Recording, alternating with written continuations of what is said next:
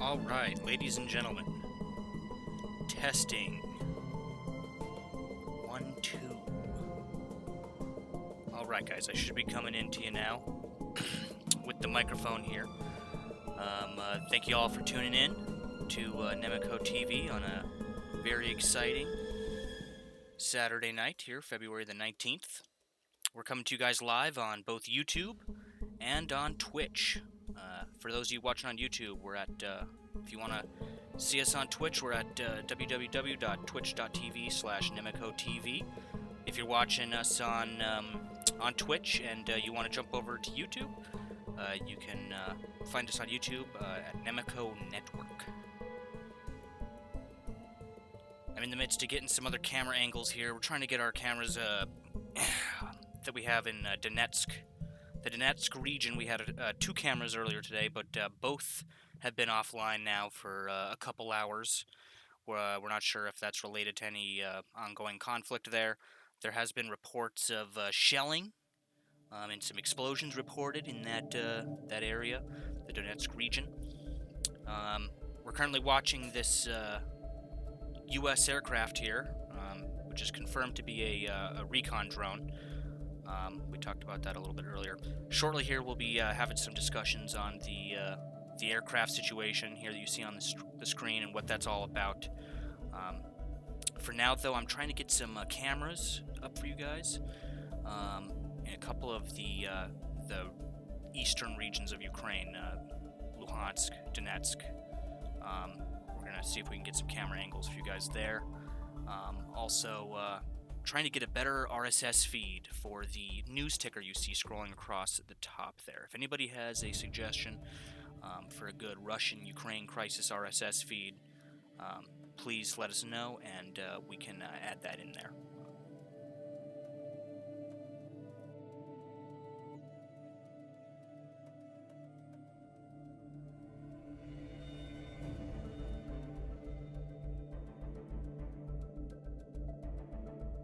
Let me know if my audio is coming through good, if I need to turn up any volume or lower it or anything like that, let me know already.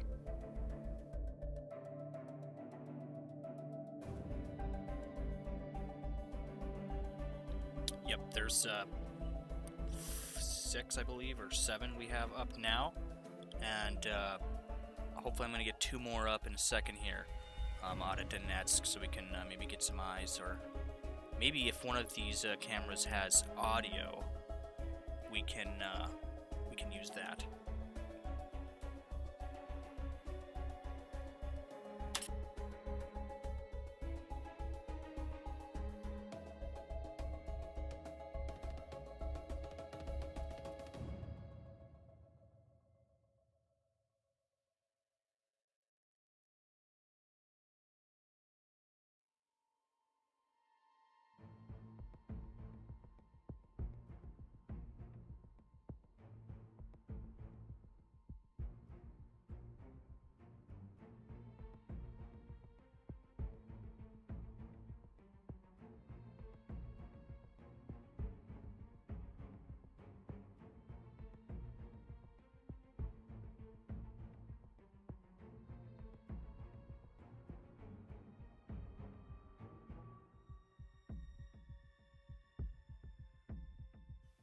All right.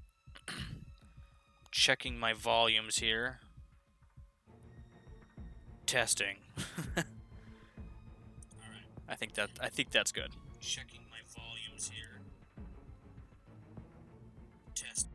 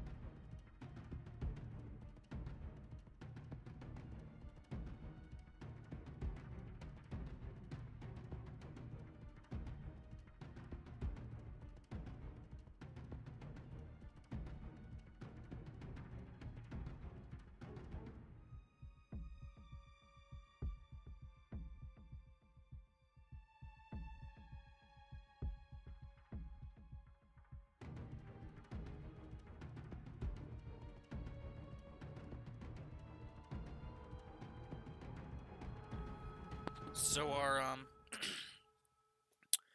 our U.S. Air Force friend here, call sign XBKCO, was making a beeline direct for Donetsk here, for a minute.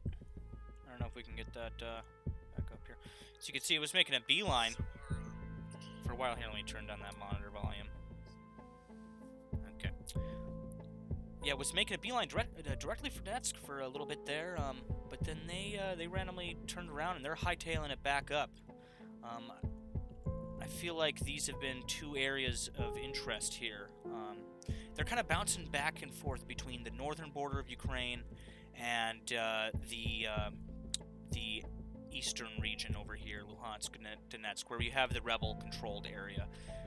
You can see, you'll watch them probably all night, actually. We're going to see them bouncing back and forth. Occasionally, they divert. If there's something going on, like some kind of shelling or some kind of activity, you'll see them divert randomly to another location. And that usually isn't really reflected by the direction indicator here on the map. One thing I've noticed is that with this drone, the direction indicator is all over the place. Could be because of just the type of GPS hardware that they're using, maybe? Not too sure. Of course, no military aircraft is going to have all of the information right here on flight radar for us. Usually you see they redact a lot of stuff, like, you know, location of origin. Sometimes if you're lucky, you see some information. Like last night, this same drone was up. I can tell this is the drone just because of the movement pattern. Also, somebody earlier in chat confirmed that this was U.S. Air Force. Hey, Christina Frost. Yep, thank you for tuning in. I'm glad that you can hear us. If you guys think we should turn up or turn down any of the volumes, please let me know, alright? I want to get everything set up here properly. Anyway, as I was saying, last night we were tracking this same drone under the call sign Forte 10, which it's used publicly in the past. The same drone type, I believe it's a, what was that again? Not Lockheed Martin. God, let me scroll up in chat here. It's Northrop Grumman. Yep, it's a RQ-4B Global Hawk, they call it. It's a very large surveillance drone. The thing is almost as big as a small plane, a small passenger plane, and maybe even a little bit bigger than that. Doesn't carry any lethal payload or anything like that, just surveillance hardware. But yeah, as I was saying, in the past few months, they've been tracked on radar a few times publicly under the call sign Forte 10, and they've been known, you know, to do surveillance patrols over Ukraine and other areas of the Baltics, all the way up into Lithuania and Estonia. I think they've gone into. You can look them up. You can look up Forte 10 in Google search, and you guys will get some articles back showing you a little bit about this drone and the usual routes that they take. What's unusual, though, is their flight pattern over the past few nights, which has been, as I said earlier, just this kind of bouncing back and forth between different contact areas along their northern and eastern borders. And what's interesting is over the night, you know, they'll have their standard patrols that they're doing, but then you'll see them divert, and usually when they're diverting, it's because something's going down. Either there's artillery, some kind of shelling, you know, some kind of confrontation occurring, and when that's happening, you see them divert, and usually the next day you see an article or something pop up, you know, like, though there was shelling in this area of Donetsk, and usually you can track that, you know, that time slot right back to where the drone was flying over the region. And so you can kind of get an idea of where things are going on by kind of following this recon drone here. Another reason we're looking at this map, actually, just really quickly, back to the drone itself, this flight indicator, for people that are maybe just tuning in or don't understand, this does not indicate flight direction. On some planes, on passenger planes that have, you know, like the proper transponder hardware, they're going to show, you know, like its heading. This direction indicator will be accurate. However, on the drone here, our little drone friend, it's never an accurate indicator of the direction that the drone is traveling. So anyway, yeah, another reason we have the radar, people were asking this earlier, why we have the flight radar here. And the reason is because not only so we can track the movement of the recon drones, okay, but also so that we can track other unknown aircraft in Ukraine's airspace. All right, so you filter through some of these aircraft here, and you can see like this is at the airport. Probably they haven't departed yet. Once they're in the air, though, there will be a destination here. But also, earlier we were tracking the flights for President Zelensky, the president of Ukraine. We wanted to see when he's coming into the country and when he's going out of the country, and usually it'll show like a plane in the air, usually an invalid transponder code. Sometimes there's not even a call sign, and they don't show the type of aircraft and stuff, but you can see that there's an aircraft there, and combining that with location data, you can usually get a good idea. Okay, that's like a government official, heading for that conference or this or that. So a lot of people were looking for the plane with the president on it, and so those are the two main reasons why we have this flight radar there, is to track these unknown aircraft that are in the airspace, and also to kind of track the movements of officials within the country and where they're going and at what times. There was a lot of concern about the president leaving the country. I haven't actually found an article yet saying if he's back in Ukraine. I'm pretty sure he did fly to Munich. I think somebody confirmed that earlier, that he did actually fly to Munich and they had like the talks and stuff, but I don't know if he's back in country yet. And so that was a big concern for U.S. officials here. They were talking about how him leaving the country would give them an opportunity to invade, and that they might take advantage of him being out of the country. Because once they start to invade, once cyber attacks, once the power grid goes down, all the flights in the country will immediately be downed, and he won't be able to get back into the country, probably unless he drove over the border. And so they've been really concerned about that. And I actually haven't seen an article stating if he is back in the country yet. If somebody can find me an article saying that he's back in the country yet, that would be really helpful.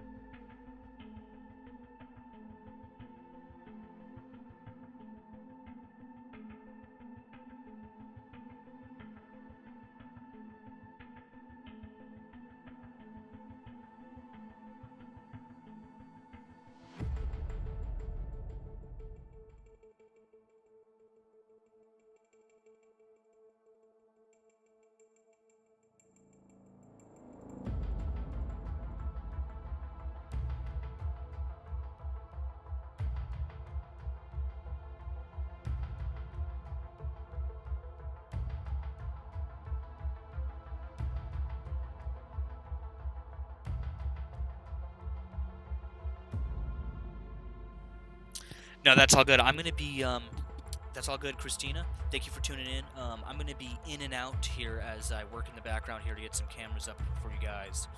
I'm also just kind of getting an update on the situation. I'm also about to go and eat dinner here. So, I'm going to, as I said, I'm going to be in and out. Turn down that monitor volume again. If you guys have any questions about the ongoing situation or about the stream, feel free to ask away in the chat. I'm monitoring the chats on both Twitch and YouTube simultaneously. So if you guys have any questions or comments, let me know, and I'll be here.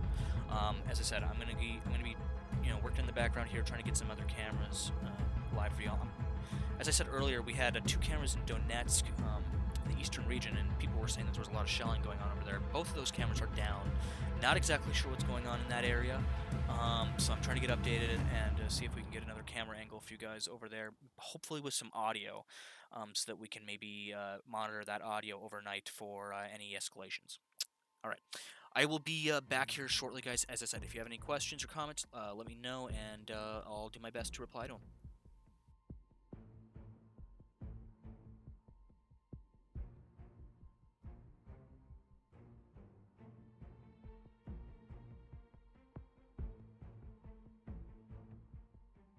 Another thing I should mention, actually, so some of these cameras do occasionally freeze for a few seconds. Sometimes I even need to refresh them to get their feeds live again like this. This is a panoramic view of Dnipro here, and this one especially likes to freeze up on me. So occasionally I have to refresh that camera. Also, I am using the for those interested, this radar here we're looking at is provided by Flight Radar 24. It's a live air traffic monitoring website. Anybody can use it. It's free to use. I've posted the link a couple times in the chat. But the free version does I think it has like a 30-minute limit, and you have to refresh the page. So occasionally I do have to refresh the page. I do have a script that I'm going to use later tonight to just refresh the page automatically, so that I can kind of have hands off. Yeah, let's get this camera back up here for Dnipro. As I said, that one likes to freeze up on me occasionally. This is a really, really nice shot, though. I believe this is the Dnipro River here.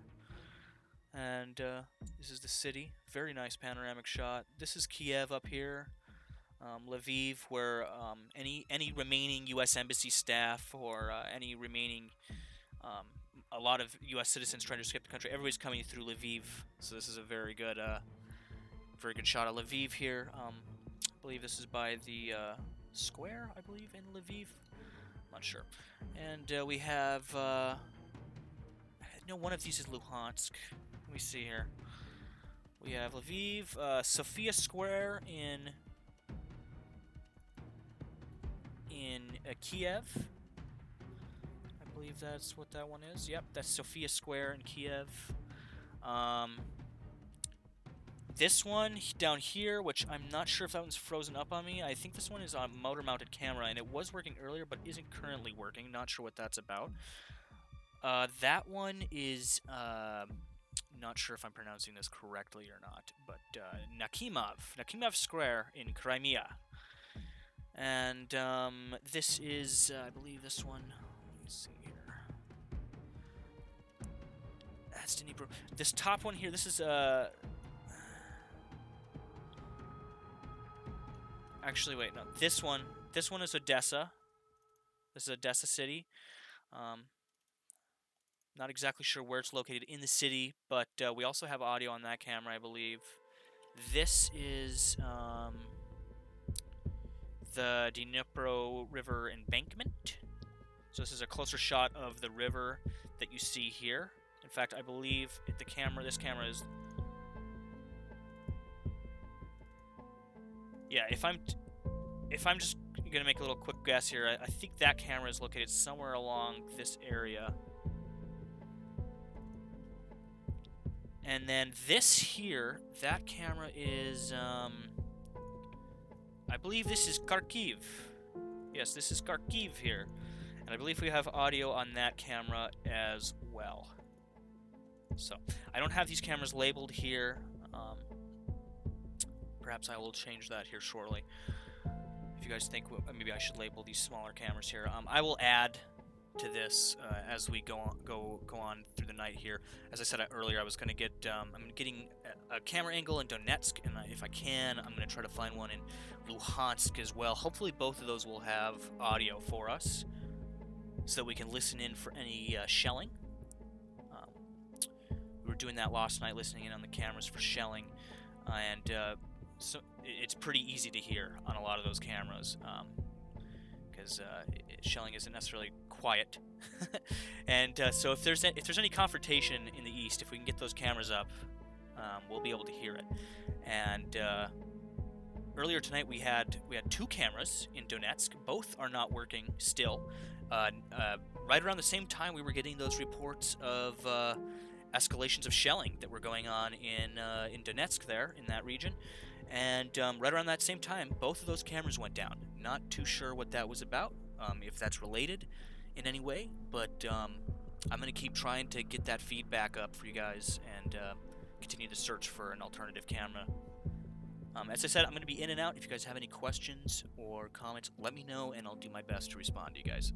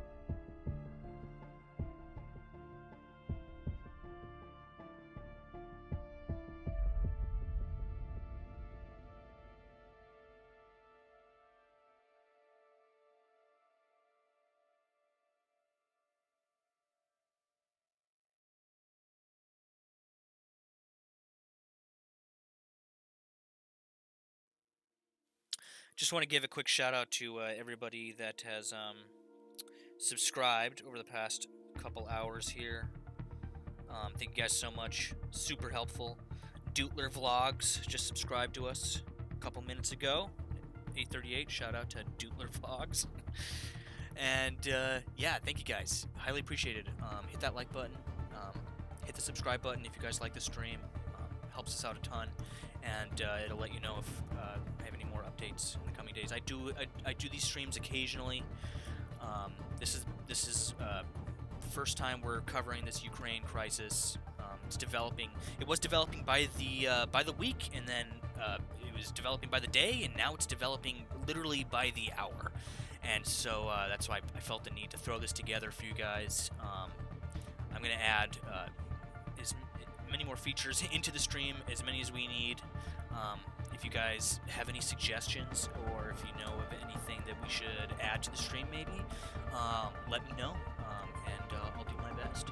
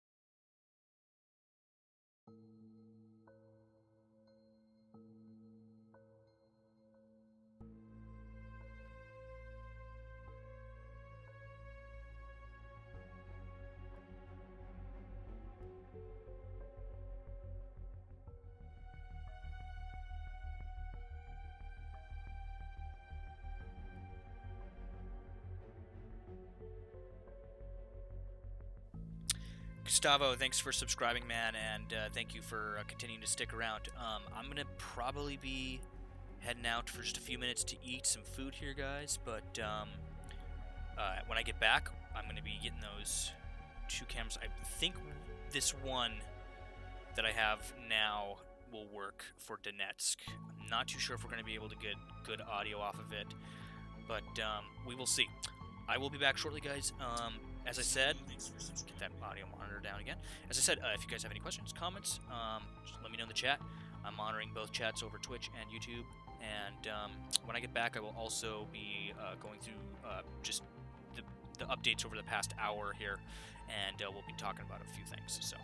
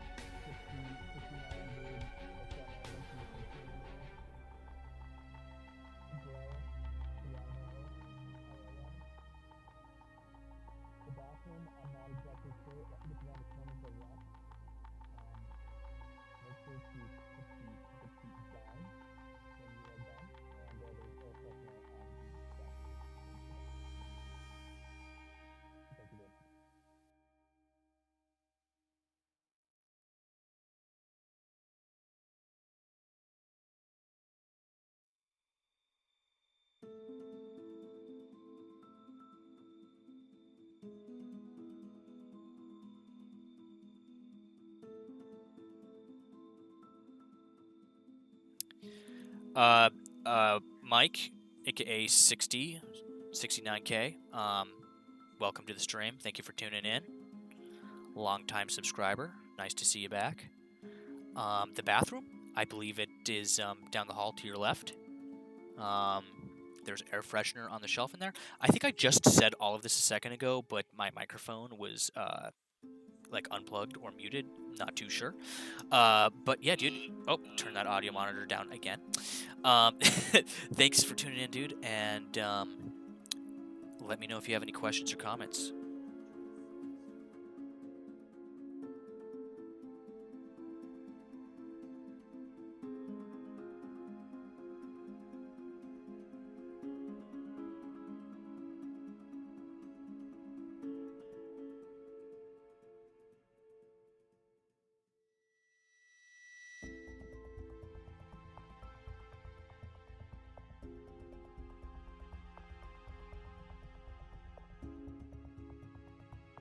Where's that drone at? I totally forgot about the drone. Sorry, guys. There we go. There's XBKCO. Yeah, see, it went right down to it was basically on a straight shot for Donetsk there for a second, but did a U-turn, came right back up over here. We're watching them now. See, it's basically they're on like a patrol pattern here. Okay, and you'll notice this over the course of the night. You'll notice that they'll kind of ping pong around places, but when they start to diverge off course and circle around stuff, that's when we start looking for cameras in the area that they are, poking around in. You follow the drone. When they divert from their usual patrol movements, all right, and they start circling stuff, that's when you know there's some action going on. There's something that they're needing to look at, and that's when you look for a CCTV camera. Basically first we look for the town name. Okay, so say they started circling Pisky here, we would look for a CCTV camera in Pisky and hopefully get some audio on that, and then we could say, hey, yes, there's shelling going on, there's something going on there. Yes, same flight pattern as Forte 10, Gustavo says. It's because this is Forte 10. I am 110% sure that this drone, sorry, let me back that microphone off here a little bit. I'm about 100% sure this call signless aircraft here is Forte 10 that we are watching. It's probably not the same drone that we saw last night because they swap them out. They're not going to use the same equipment every night. But this is probably the same Northrop Grumman Global Hawk aircraft that we've been watching. And yeah, it is. They are patrolling. And then, as I was saying earlier, what we watch for is, so they're doing this patrol. Okay, when they diverge from the patrols and then start circling around stuff, that's when we can get a good grasp. Okay, this is where stuff's going on. All right, and that's what you want to look for. I've seen them do stuff like this before. Okay, like if you look at this aircraft right now, it is #1 worldwide. It's being tracked by 6,000 people on this website. All right, the U.S. military is smart enough to know. Okay, we should probably make some attempt to disguise that aircraft. All right, the same thing happened when we were monitoring the Doomsday, the Boeing E-74B, the fucking, what do you call it? It's basically the nuclear command and control aircraft for the United States president, and basically all the leaders of the military would hop aboard that aircraft in the event of a nuclear catastrophe. And very recently, we were watching them do holding patterns, racetrack holding patterns, in a piece of airspace here in the U.S. I'm not going to disclose where, but it was pretty near to where I'm at.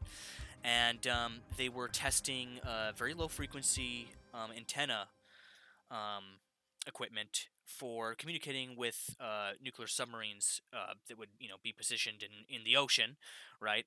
And they would be sending, nuclear attack commands, basically. With it's basically like a mile-long, very thin wire antenna that they stream behind the plane. They hold a very large racetrack holding pattern in the upper atmosphere, and they can then use that equipment to communicate with the submarines. So, and for a while, and it made news. I mean, mainstream news because people were tracking the aircraft on very similar aircraft radar applications, like what we're looking at here on flight radar, and eventually they changed the call signs and everything around on the aircraft. For a while, we could see it was a Boeing E-74B, right? And we could see like its origin, like when they would come out and do these flights, and then they one night or one day, they would switch it up to something else. And the only reason you could tell it was that same E-74B is because it would be doing that same racetrack holding pattern, same area, and there's no other aircraft that are going to be doing that holding pattern same way, same area, same time. So I believe the same thing has happened here with this drone. Okay, we've been tracking it now for a couple nights, and there's other channels that are tracking this same radar on this same drone on this same radar right now. And just tonight, all of a sudden, instead of Forte 10, it's invalid transponder code, XBKCO, XBKCO, unknown aircraft type or anything. So there's no tracking data tonight, but there has been the past couple nights, and it's the same patrol pattern that we saw last night, right? Somebody earlier confirmed that this is a U.S. aircraft. I forgot how they got that information. They probably just looked up the transponder code, and it probably returned something in a quick search. That's my guess. But I can tell just by looking at the flight pattern here tonight. And actually, here's the kicker. Forte 10 flew out of Italy here in Catania, however the hell you pronounce that. Flew out of the same airport as XBKCO. Okay, so it is the same recon patrol aircraft, Northrop Grumman Global Hawk.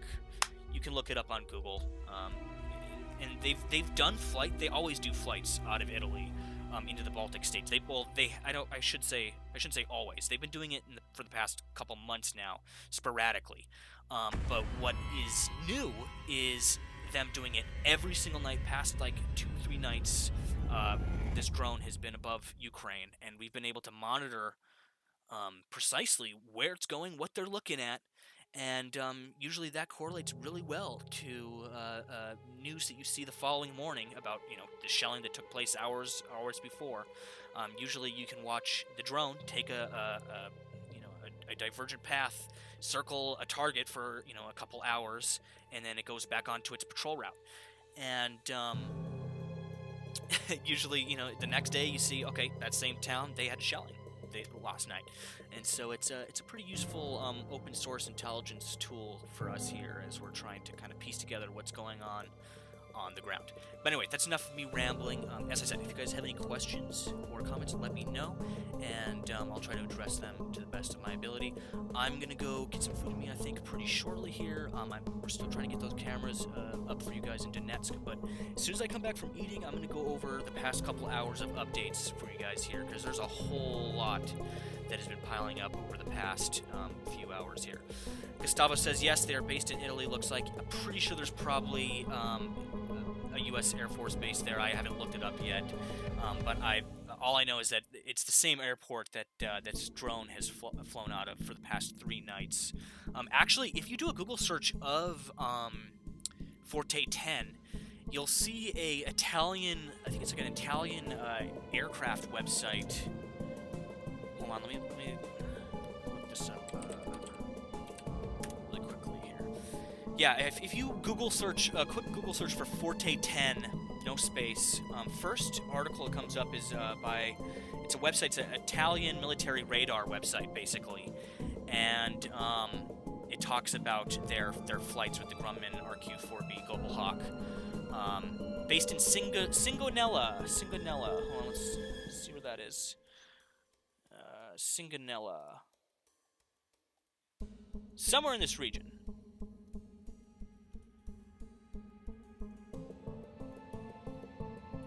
I take it they're referring to a region, to somewhere in this region, but they've flown out of here basically for now. Okay, seems to have lost that on... Oh no, here we go. It's still up. Alright guys, I will be here. Gustavo says, I guess right now Putin does not know what to do. European Parliament session Monday, Munich Security Conference today, both issued grave threats to Russia in case of attack. You know, honestly, I think Putin has already decided, and I think it's just a matter of getting the pieces in place and waiting for the right moment. He's trying to stay a step ahead of the U.S. intelligence game, all right, which we are playing here in the States, which is we're constantly trying to get the information out about what they're doing before they do it. As far as these false flag attacks and stuff that they're talking about, it's about staying one step ahead of Putin, so that he can't make it look like a false flag, basically. It's the same thing that's been happening for the past 2 weeks now. The first battle was waiting for the ground to freeze, the mud to freeze. The second battle now is staying ahead of the information campaign, okay? And that's what you're seeing happen now. And I believe an invasion, if it's going to happen, is either going to happen within the next 24 hours or sometime in the next 7 days. There was a lot of the original date to keep your eye on, right? The original warning was that it would happen after the Olympics, right? Because Putin didn't want to, steal any thunder from Beijing and China, basically. And so I think what you're seeing here now is either they're just holding off until, the 20th, right? Olympics are over, they're ready to rock and roll. Either that, or, it could happen at any moment. With the escalation that we've seen in the past 12 hours, it makes me feel like we're probably going to see something in the next 24 hours, further escalation. Honestly, tonight I was thinking, tonight's probably the night. But you never know. Things could hold over till Monday. Hopefully nothing happens. Hopefully Putin decides just to kind of back off. Hopefully this is kind of just a bluffing game from him to kind of, get concessions out of the West, right? That's kind of what we're banking on here. But honestly, it looks like to me, especially over the past 12 hours, the way things have turned with evacuations. They're evacuating everybody. Still, as we speak, I'm getting updates out of the eastern part of Ukraine, Donetsk and Luhansk. They're still evacuating people by the busloads, which is an interesting decision because they have control over that territory. But I think they're trying to build this narrative of a false flag operation. This whole idea that Ukraine is going to attack them, right? And that Ukraine is mounting an invasion. If you look at Russian TV, that's what they're talking about right now. And so I think that's kind of what's going on at the moment, is they're kind of they're setting the stage. As I said, the past 12 hours between the evacuations, the shellings that have just happened in the past, literally the past 5 hours, there's been shellings. We'll be talking about that when I get back here in a minute. But yeah, there's a lot going on, and just right now as we speak, you can see the drone itself. The drone itself is proof that shit's going down in Ukraine, and who knows what we're gonna see over the next few hours here. I'll be back here shortly, guys. As I said, I'm keeping tabs on both the Twitch chat and the YouTube chats. If you guys have any questions, comments, suggestions, let me know. I'm keeping an eye on the chat, and I'll do my best to respond to you guys.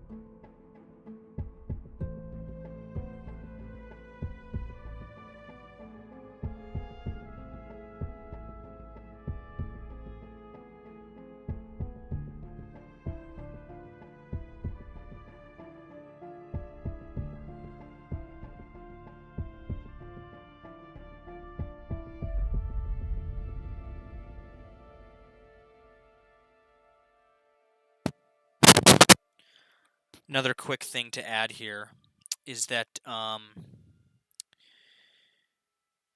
of these cameras do occasionally freeze. If you guys see one freeze, let me know, and I'll get it refreshed. The two cameras in Donetsk are still down right now, and they've been up for days, and this is the first time that both of those have been down, so that's weird. Turn that audio monitor down again. The news ticker in the top, okay, there's some random articles thrown in there. It's because we're taking RSS feeds just like right from like CNN, Guardian, RT, Reuters, stuff like that, right? And so sometimes you'll have random articles popped in there. If anybody has a custom RSS feed or a RSS feed that they know of that would work better for the news ticker, let me know, and we can always go ahead and change that. But so far, this is how we have it set up has been the best way to get like the immediate, the breaking stories right in that ticker that you see there at the top. So, for instance, like the video of the CNN team in Ukraine coming under mortar fire. That's new, and so when we see news stories pop up there, we can get a good idea that something's happened. We can then look it up and see a little bit what's going on the ground.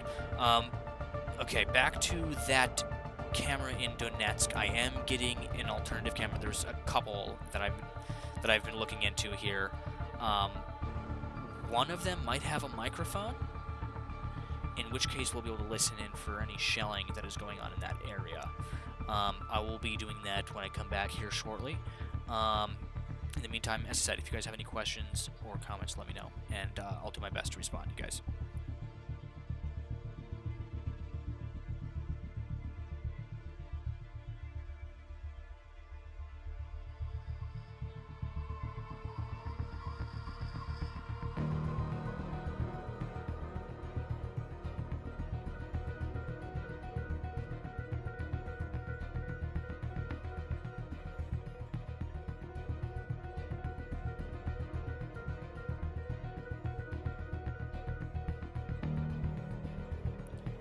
Hey, Ajit, thank you for tuning in, man. Yeah, no war. We're right there with you.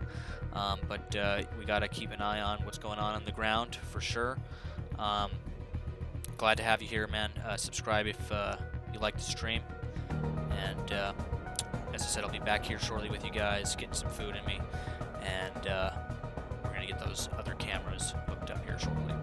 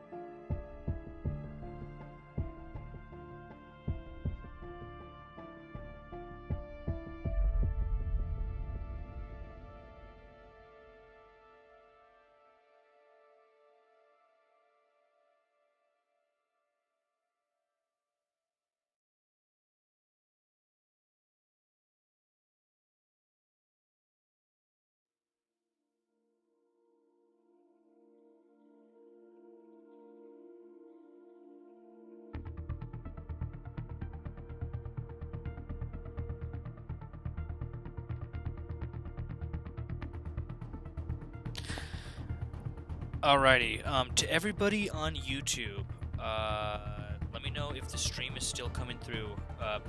Brandon, thank you for tuning in, man. Glad you're here. RPW, glad you're here, man. Glad you're tuning in. If you guys can still see the stream on YouTube, let me know. It said for a second my stream had been suspended. I have literally no idea why. But hopefully I'm still coming through to you guys. If the stream for any reason gets cut out on YouTube, you can. We're also live on Twitch, twitch.tv/NemacoTV.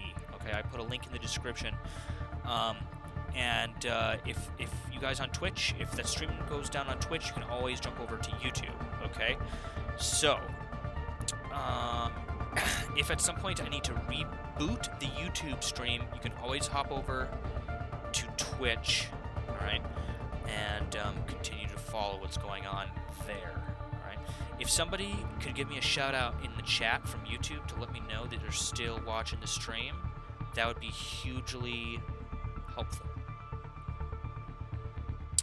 Let me know if we're still coming through on YouTube to you guys.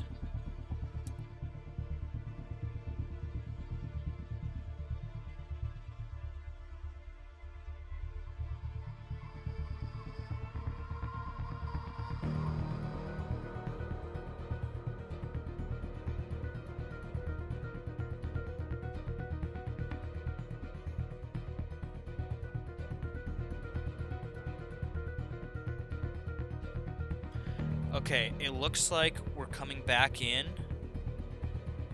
It looks like we're coming back in on YouTube now. Dootler, if you could give me a confirmation that we're coming back through on YouTube, it looks like we're back up on YouTube. For some reason, YouTube took down our stream. They suspended it. They didn't take it offline. They suspended it for a second due to a copyright claim. I don't know what it was for, because it's not for the music. Something at some point triggered their copyright system for just a brief couple minutes. So if that happens, guys, you can always jump over to Twitch. It should automatically, the stream on YouTube, when that happens, should automatically come back up in a few minutes, okay? Hopefully that doesn't happen again. We've been streaming now for 4 hours, and it's only happened once just now. No idea why that happened, but hopefully it won't happen again. If it does happen again, let me know so I can look into it further. Doom989, thank you so much for tuning in, man. Very nice to have you here. We're keeping an eye on what's going on here on the ground in Ukraine. I keep saying I'm about to go eat some food, but it looks like my beef Wellington has about an hour left on it. So I'm going to continue here to get these cameras up and operational out of Donetsk so we can see what's going on. Oh, it is gone again, says Dootler. I'm going to stop the background music that I got going, and we will see if that is what is causing the stream to go down. Hold on, I gotta get that drone recentered here. So, yeah, for you guys watching on YouTube, apologies. It looks like the stream got suspended again just now for a second. I went ahead and I paused our background music we had going just to make sure that maybe isn't causing some kind of conflict. It looks like our stream is back up, so I might go ahead and change our background music. I had some royalty-free music that we were playing in the background there for a while just to give a little atmosphere, but it looks like YouTube didn't like that for some reason, even though it was royalty-free. I'm pretty sure we got it from their approved sources. For those of you watching on Twitch, we are back up on YouTube, though. I'm going to go ahead and get some other background atmosphere for us, or if you guys would prefer none, then I can always go ahead and keep that off.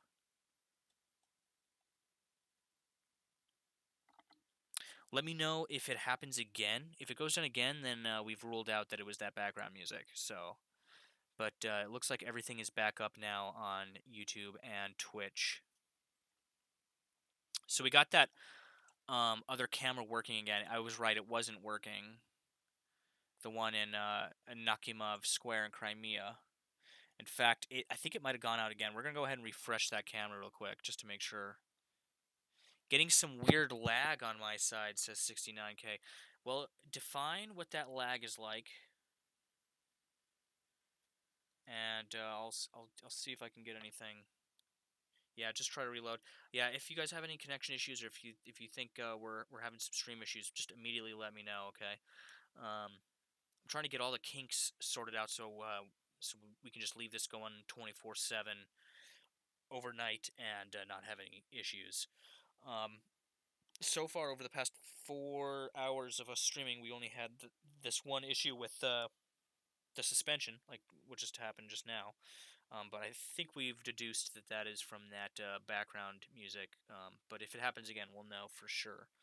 I'm gonna go ahead and maybe see if I can get some some other music there to put in the background.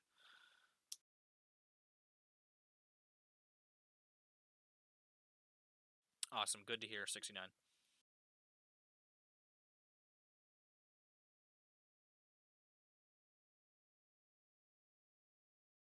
Yeah, it looks like this camera is having issues tonight. This is the camera out of Crimea that we have, Nakhimov Square.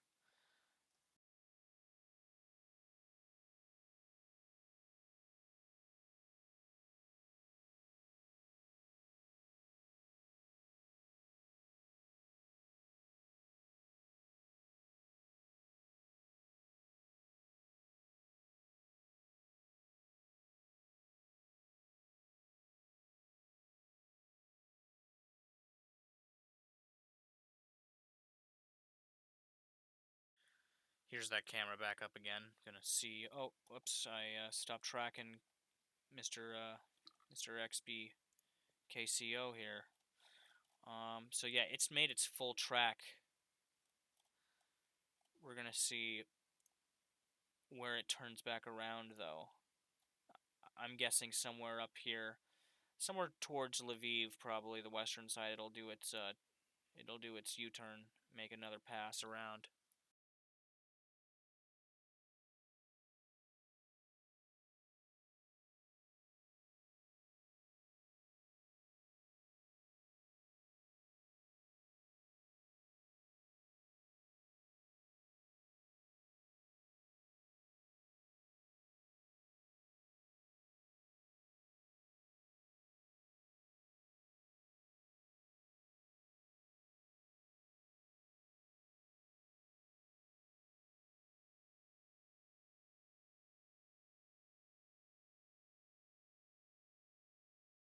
So I guess really quick here we can just go through some of the updates over the past couple hours here, and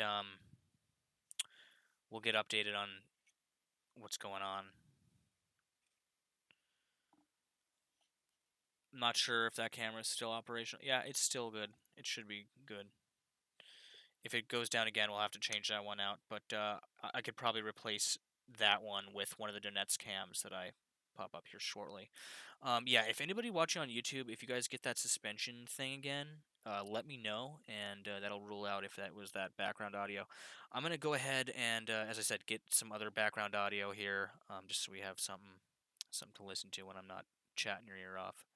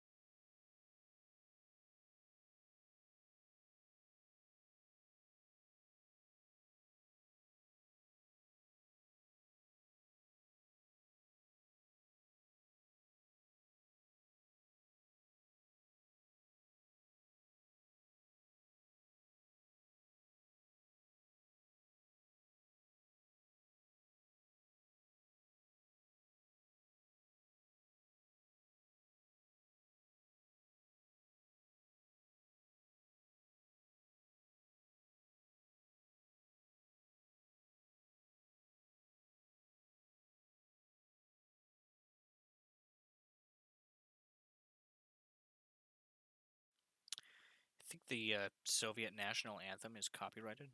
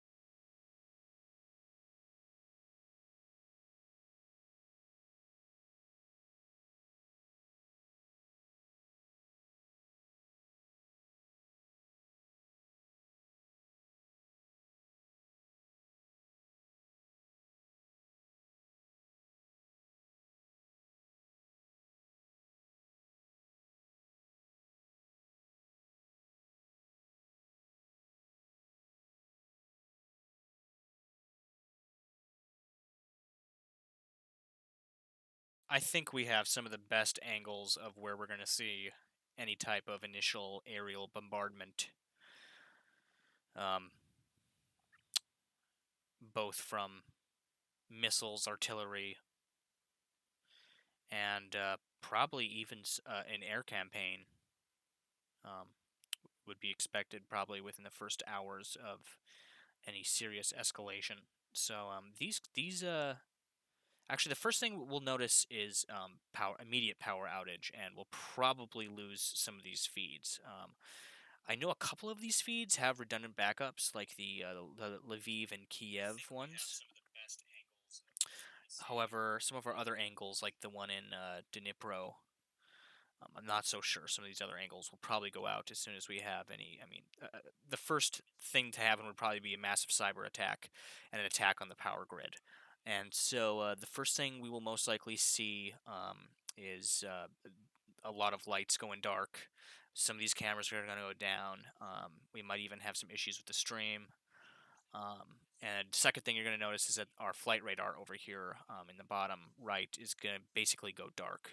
There's not going to be any aircraft flying in, over, or even around the country. We'll probably notice a complete aircraft blackout in all of the countries surrounding Ukraine here. Um, Currently getting that our new background music ready here. So that we're not just bathed in complete silence. That was weird. 4 hours of playing that background music on a loop, and YouTube was fine with it. And then randomly, it decided that it wasn't royalty free enough for them. So we're changing that out. If you guys have any issues with volumes or anything like that, if we're too loud, something's coming through too quiet, just let me know, and I'll do what I can to change stuff around for you guys.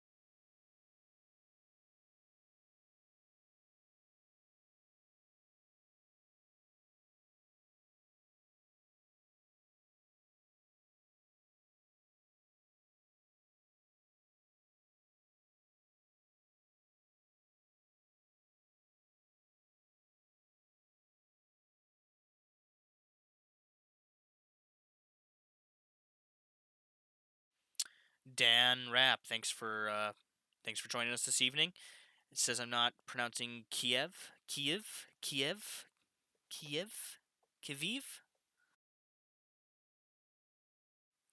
How would how should I pronounce it?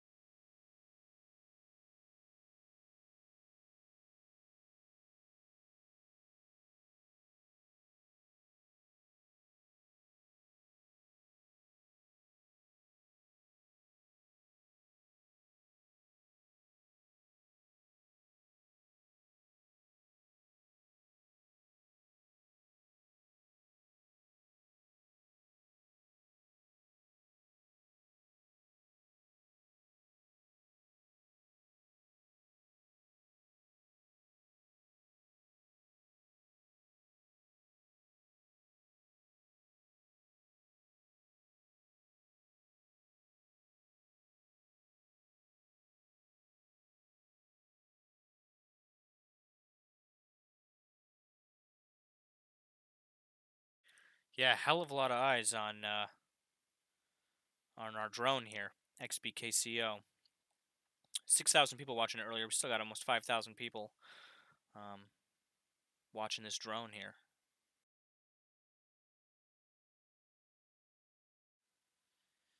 Dan Rapp says, say it more like Kiev? Kiev? Kiev? Kiev? Kivi? Kiv? Kiev? Kiev? Kiev? Kiev? I always thought it was Kiev.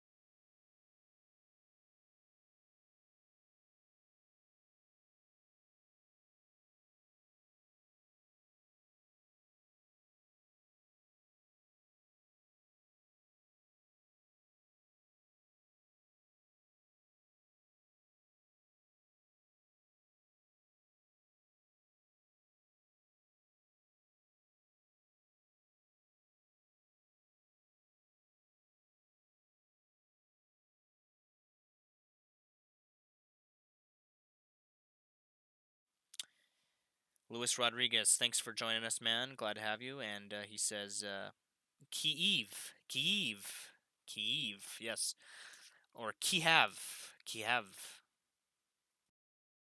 I think I'm just gonna continue saying it like Kiev. But I mean, if you guys object, I'm willing to. I'm running. I'm willing to run a little bit of a change on that. All right. If you guys absolutely object to me pronouncing it Kiev, at least everybody I know here in the states pronounces it like that. Don't even get me started on Lviv.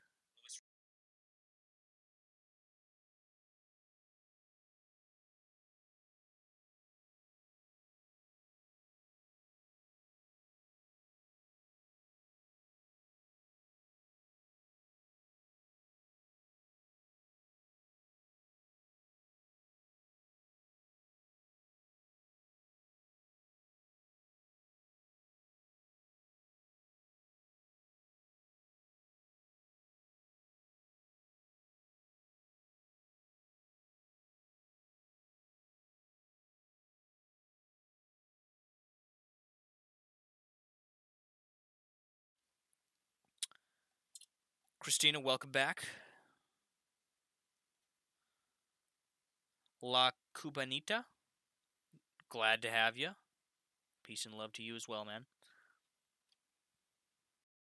At the moment, guys, for those just joining us, we're tracking this U.S. Air Force drone here over Ukraine, and we're keeping our eyes peeled for any activity across our array of CCTV cameras that we have available to us here.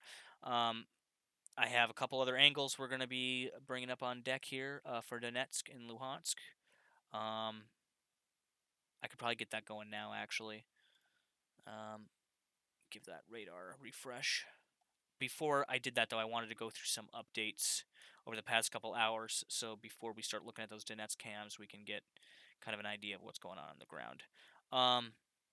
Still waiting for them to do kind of a. I'm interested to see where they turn around here. Okay, because you can see they've done their initial pass in from Italy. Okay, and usually they turn around not too far from Kiev, but I feel like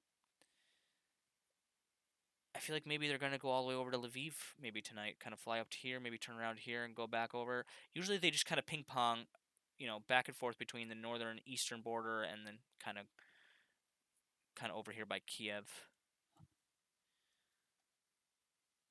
La Cubanita says, "War's not the solution." Yes, there are many innocent lives in danger. Just here in the city of Kiev, I think there's like 2 million people in that city. Um, I mean, these are all major metropolitan areas. I mean, right down to Dnipro here, massive, tons of civilian casualties, a hell of a lot of collateral damage. But this is, I mean, it's looking like it's going to happen. Especially just as I was saying earlier, the past 12 hours, the amount of escalation that has occurred is off the charts. We haven't seen anything like this in Ukraine since 2014, when all this broke out. And I mean, one would argue this is the largest scale amassing of troops since World War II. I mean, that's the words they're using, on the news right now. And yeah, it's a big deal. Evacuations are underway still. I mean, really heavy evacuations have been going on for about 24 hours. I know there's been some limited evacuations in areas of the eastern part of Ukraine since somebody said like the 16th, but really over the past 24 hours they've really ramped things up, and I find that pretty interesting. That Russia is evacuating people out of those rebel-held areas. Okay, um, you're not seeing too much evacuation on the western side of the conflict line. I mean, you are seeing a hell of a lot of people leaving the country. A lot of people are moving to the. If you look here on our map, moving to the western part of the country. Uh, this is where we've moved our embassy staff. In fact, I'm pretty sure all embassies in Ukraine have moved to Lviv, if I'm not mistaken. Um, there's no embassies left in Kiev, I'm pretty sure, at this time, at least for all the Western countries that I know of. Um, all, all, all political operations right now are currently taking place out of Lviv. Of course, there is some, like the primary Ukrainian government is still operating out of Kiev, and probably will continue to do so. Earlier, I was asking about if anybody could find me proof that Zelensky is back in the country. I don't think I've seen an article yet stating that he is back in Ukraine. Um, Dan Rabb says my daughter just released a book on Ukraine and the Euromaidan. Is it Euromaidan? Euromaidan? I don't know. Yeah, crazy. I witnessed those events unfold over live streams very similar to this back in 2014. And I've been following the situation in Ukraine over the years since then. And I mean, it's like we've seen this coming, but it was kind of like a disbelief and almost a denial that this would ever come to fruition. What we're seeing now, almost 200,000 troops surrounding Ukraine, people literally leaving the country in droves, as I was saying earlier. They're evacuating people. The escalations that have occurred over the past 12 hours are probably the most intense that have happened in the past 8 years of conflict in the country. I think. At least the rhetoric has been ramped up more so than it has been in the past 8 years. That's for sure. Um, Christina said, I've seen people saying things like false flag, but not really understand what they mean. False flag attacks is basically Russia tries to stage, like an attack or an explosion to make it look like the Ukrainians. Um, so to give them a pretext to move in and invade, all right, to give the Russian people a reason to move in and invade. Some people have said that the U.S. used a false flag in the Iraqi invasion, saying that there was weapons of mass destruction and yada yada yada. It's kind of a similar idea. All right, okay. Basically, we need a pretext to go. The Russians need a pretext to go in. They need a reason to go in, um, more so than just their ideology and their agenda, which is what this is why they're going in. They're going in for control of the country, to control their security interests, but not only that, but it's their regional interests really here that's at stake. And Dan Raff says her book is called "I Will Die in a Foreign Land." Interesting. I'll have to check that out. Sounds pretty interesting.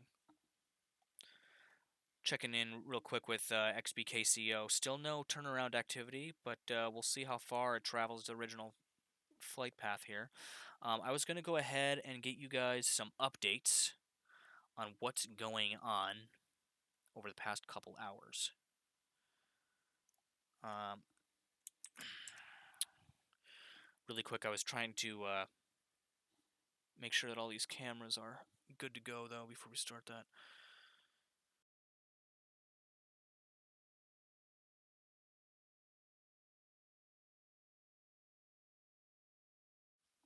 So today you have Putin. He's at his military command and control center. He's overseeing the nuclear drills. Um, so it's kind of a coincidence that he's not just there for the nuclear drills, but he's also in that command and control center. And also Zelensky is out of the country. Um, Yesterday, some YouTube channels said Russia invaded Ukraine, but the news said it's shelling. I'm not sure what shelling is. Did the invasion happen? Carly, glad to have you first of all. But the invasion is kind of ongoing. All right, it's already started. The pieces are in place. Things are moving. As I was talking earlier, over the past 12 hours, there's been like a serious amount of escalation.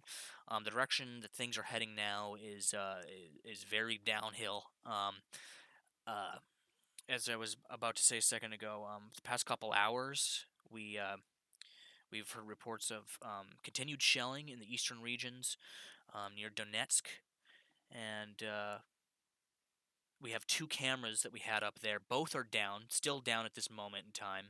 I have another one. It's like kind of in a back alley near Donetsk, but we got audio on that one. I'm going to replace out a couple of these cameras in a minute here. I'm going to go ahead and just kind of redo the layout here on the stream. We're going to get a couple new cameras in the mix towards the east of the country. Why doesn't Ukraine invade Russia first? That's a good question. Preemptive attack. That'd be pretty interesting to see that occur. On Russian TV right now, they're stating that Ukraine is amassing forces and is going to invade the eastern regions of Donetsk and Luhansk. And they've been saying that for a couple days now, and that's one of the reasons why they're evacuating people in those areas. They're saying that the Ukrainians are planning to invade, right? And so they're doing the same thing. They're turning around the same information war, right? The same propaganda that the U.S. is spewing. They're turning it right around and um, using it against the Ukrainians, right?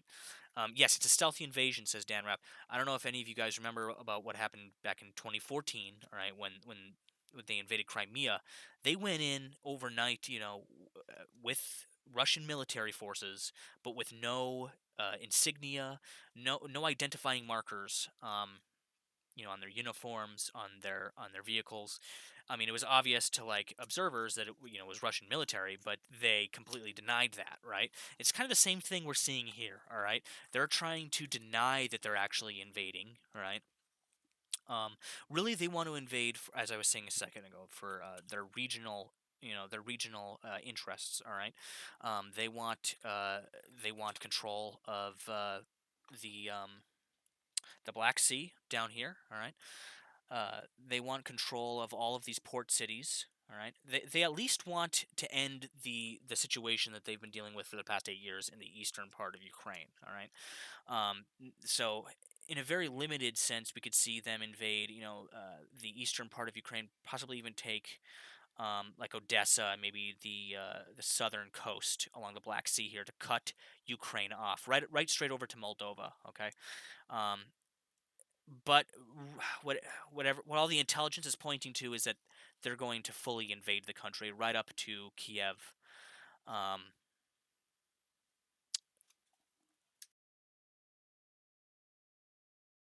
yes, they are shooting artillery shells in.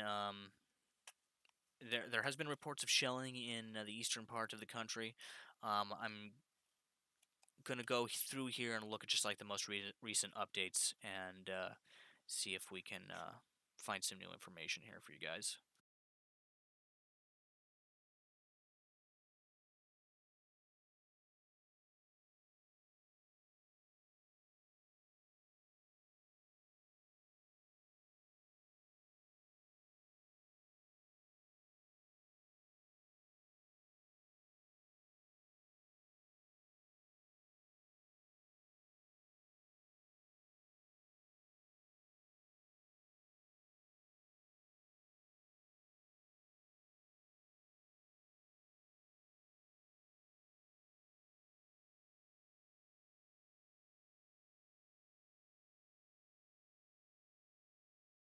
So past couple hours here, the German government has now asked all of its citizens to leave Ukraine. Kind of a bit late, in my opinion.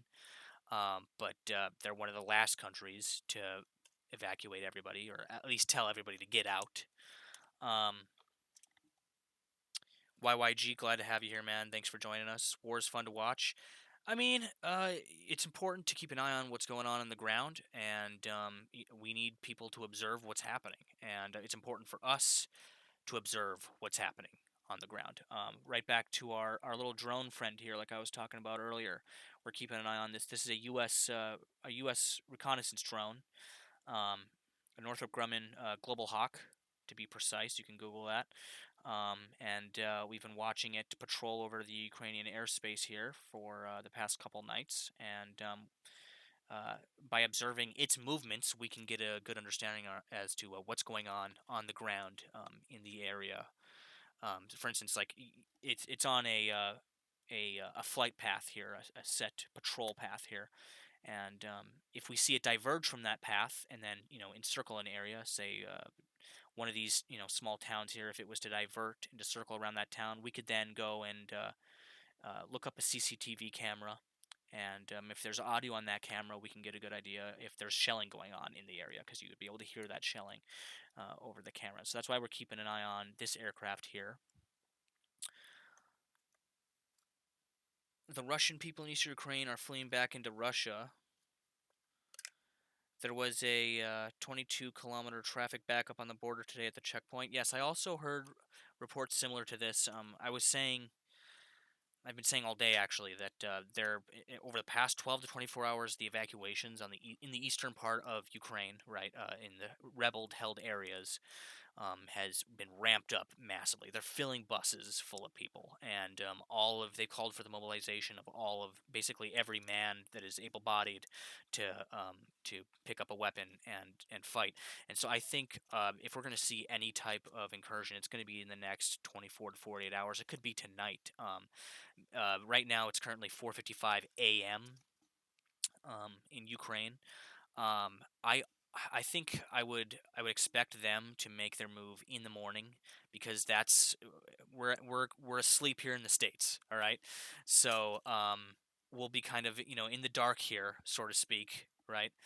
Um, During their initial assault, which is going to start with, as I said earlier, cyber attacks, power grid failure, and then we're going to see aerial bombardment with missiles, artillery, stuff like that. There was a guy running in one of the cameras. I don't know, maybe it's nothing. Yes, you do want to keep an eye. In fact, we've seen stuff just over the past 6 hours or so, watching these cameras. Police motorcades and stuff that were kind of suspicious. Uh, Evidence of military hardware moving through the area.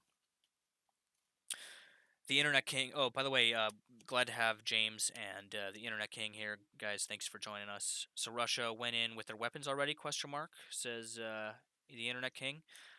The war started. I mean, so we do have reports right now of Russian military hardware in the eastern region of Ukraine. Okay, so in Luhansk and Donetsk. So they have moved hardware over the border into those rebel-controlled areas. Okay. Um, there's been, over the past just hours now, there's been reports of shelling in those areas. We're going to get a couple cameras going here soon from Donetsk. I keep saying that. I got to get I got to get our layout here on the stream reorganized. But I'm going to go eat some food before I tackle all of that. So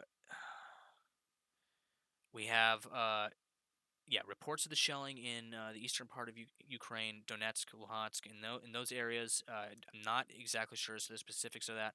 We also have reports of Russian military hardware, primarily tanks and personnel carrying units, stuff like that, moving across the border into those rebel-held areas, not directly into Ukrainian territory. There hasn't been any. I mean, there has been conflicts along that front line all day for the past 24 hours. The amount of shelling going back and forth, mortar fire has increased tenfold.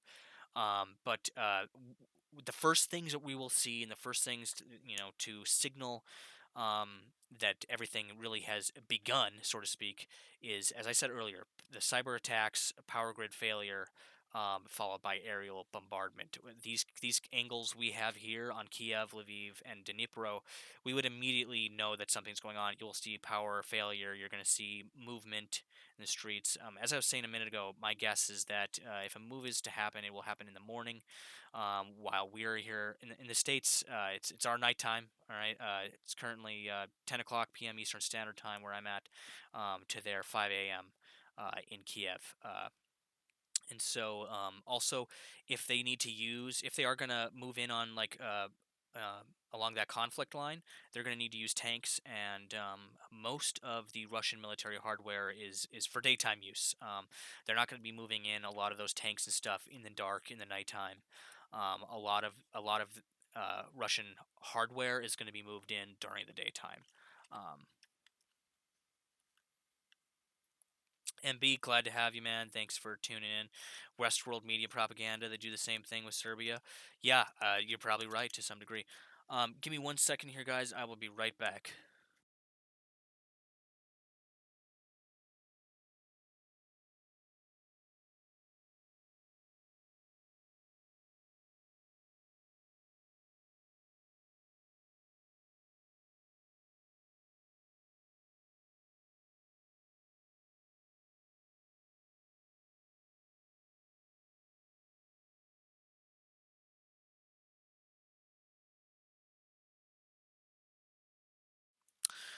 All right, guys. So I'm just trying to get some of these updates here.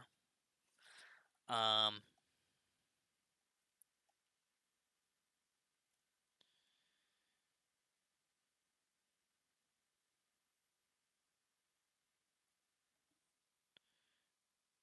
James Flower says, sounds like a sneaky invasion, so-called blaming the separatists for the attacks, but do you think in World War II there was a similar playback attack that Putin is using?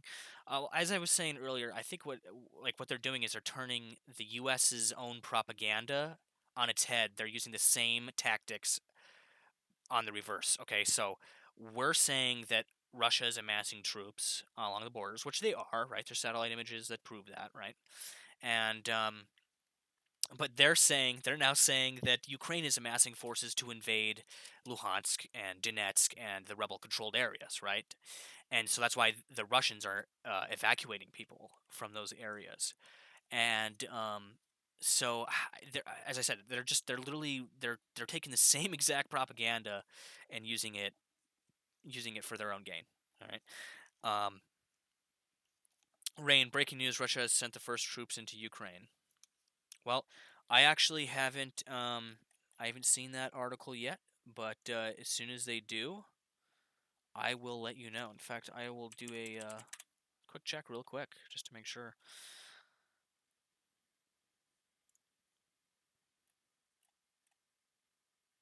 So, okay, I believe Zelensky is still out of the country. If anybody could find me, if anybody can find me confirmation that Zelensky is still out of Ukraine, that would be extremely helpful because I am unable to find any confirmation that he is back in Ukraine after the talks, after leaving the country. The U.S. intelligence services, like everybody, warned President the president of Ukraine. They were like, "Don't leave the country. What are you doing? Do not leave the country right now." My guess is that he's running for the hills. Okay, that's my guess. I don't, as I said, I don't have the information that says that he's back in the country or not. But last time I checked, he was not in Ukraine. Um, I believe Munich is where those talks took place, so he could still be perhaps in Germany. Uh, RW, thanks for joining us, man.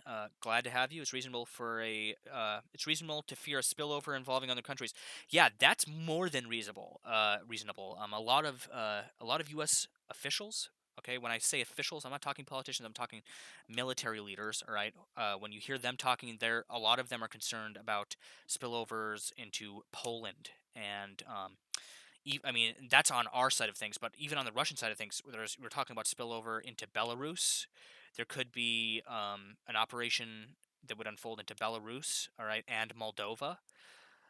It would be smart to leave, says James. Yes, yes. I think the time to leave Ukraine, if you were somebody that was looking to get out, probably has already passed. Of course, if you could drive over a border, I mean, yeah, if I was in the country and I was a citizen that wasn't looking to stay in, to fight, if I lived in Ukraine, I would be arming myself and looking to fight. If I had family, though, I'd be trying to get them out, whatever means necessary. Um, but Dan Rapp says, I heard he flew back with U.S. escort a few hours on the Agenda Free channel. That is possible. I haven't actually seen confirmation of that yet. We've been keeping an eye out for his flight because we watched his plane leave. Okay, are we heading back yet? No, we're still heading back up with our drone here. We're still tracking XBKCO as it moves across Ukraine here. We haven't seen it do its U-turn yet. I actually haven't seen any articles saying that he's back in the country yet. But if anybody can source me one, that'd be helpful. Yeah, because yeah, as I was saying earlier, I mean, everybody, everybody and their uncle warned Zelensky not to leave the country, right? Okay, the president of the country needs to be there right now. Uh, Everybody's really concerned that Putin was going to move in as soon as Zelensky got across the border into Germany. That he was going to move in because the first thing that's going to happen is, as I said earlier, cyber attacks, power grid failure, and the airspace will be cleared. All right, all civilian flights are going to be downed in the entire country. I was saying earlier actually that it's probably going to be all of the countries around Ukraine. You're not going to see any commercial flights anywhere. Are the spy drones using the same flight paths? Okay, so the one spy drone we've been looking at and following, which in the recent days was going as under the call sign Forte 10. They've now changed the call sign. There's an invalid transponder code, as you can see here. It's this, yes, the same flight path we saw last night out of Italy, down here. Um, Catania. All right, flying out of an airport there. They do this.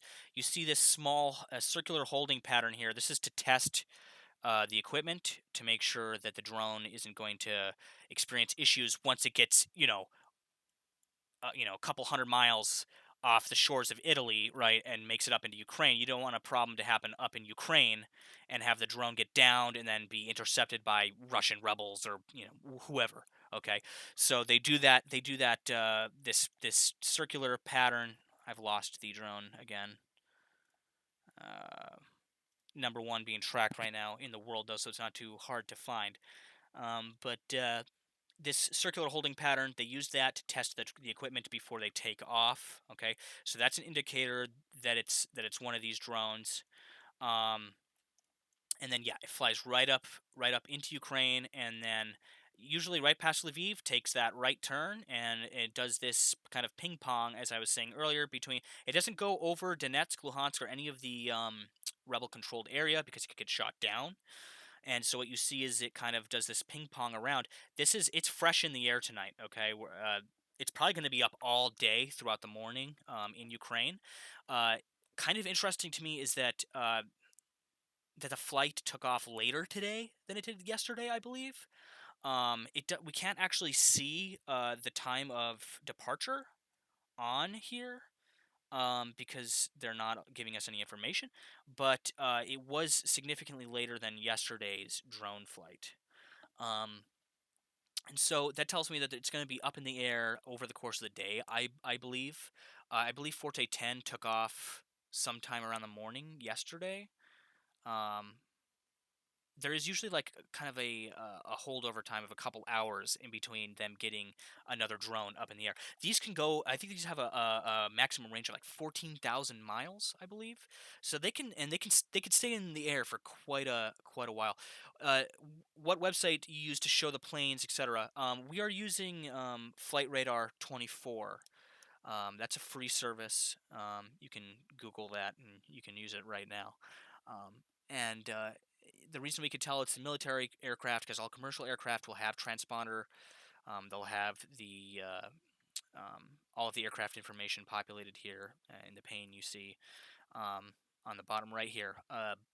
And As I said, we've been tracking this same drone. Last night we were tracking it. And it's the same flight pattern. However, there are some deviations tonight.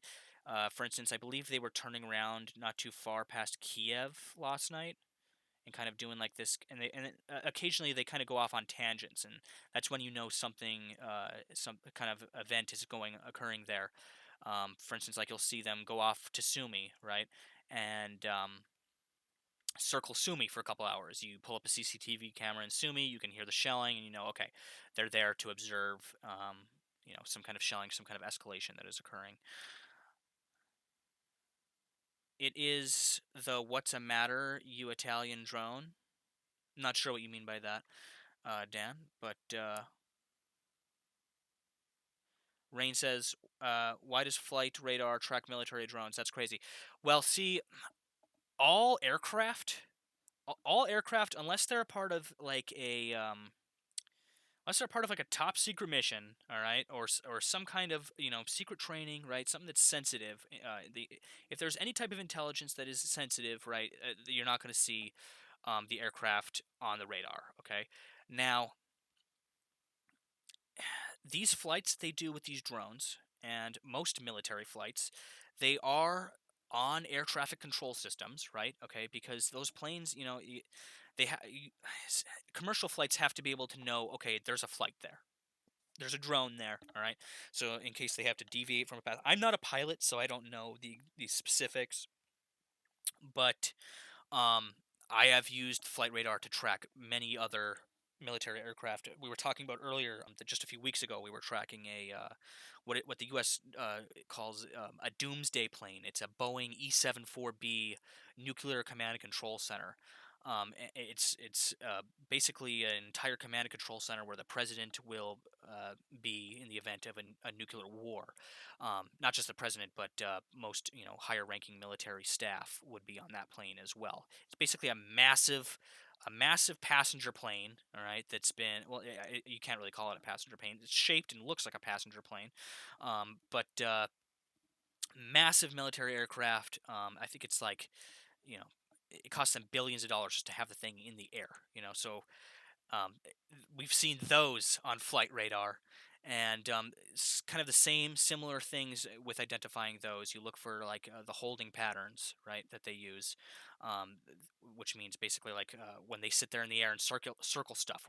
What shape does it look like on the radar? Like for instance, with the Doomsday plane, I was talking about earlier, how they have the racetrack holding pattern, which it looks like a oval racetrack, and they use that oval holding pattern to test very low frequency radio communication equipment. It's basically a mile long, very thin metal wire that they drag behind the plane, which they use to communicate with nuclear submarines thousands of miles away in the event of a nuclear conflict. All right, and another thing with those planes, they'll very often have their transponder data redacted on these flight radars, like what you're seeing here, and so that's how you can identify them as military traffic. All right. Now, as I said earlier, if some military piece of hardware is there for a top secret reason to do like an attack or some kind of offensive operation, whatever, they're not going to have a transponder available publicly. But this is a recon aircraft, okay, and it's patrolling Ukraine airspace amongst commercial flights, and so it needs to have transponder information available. Yes, Dan Rapp says military has no transponder during certain situations. Exactly. So, during certain actual like military conflicts and any type of operation, they're not going to have transponder information. But if they're amongst civilian airspace, for instance, I was talking about the Doomsday plane. We tracked that Doomsday plane over Michigan. That's where we were tracking those movements.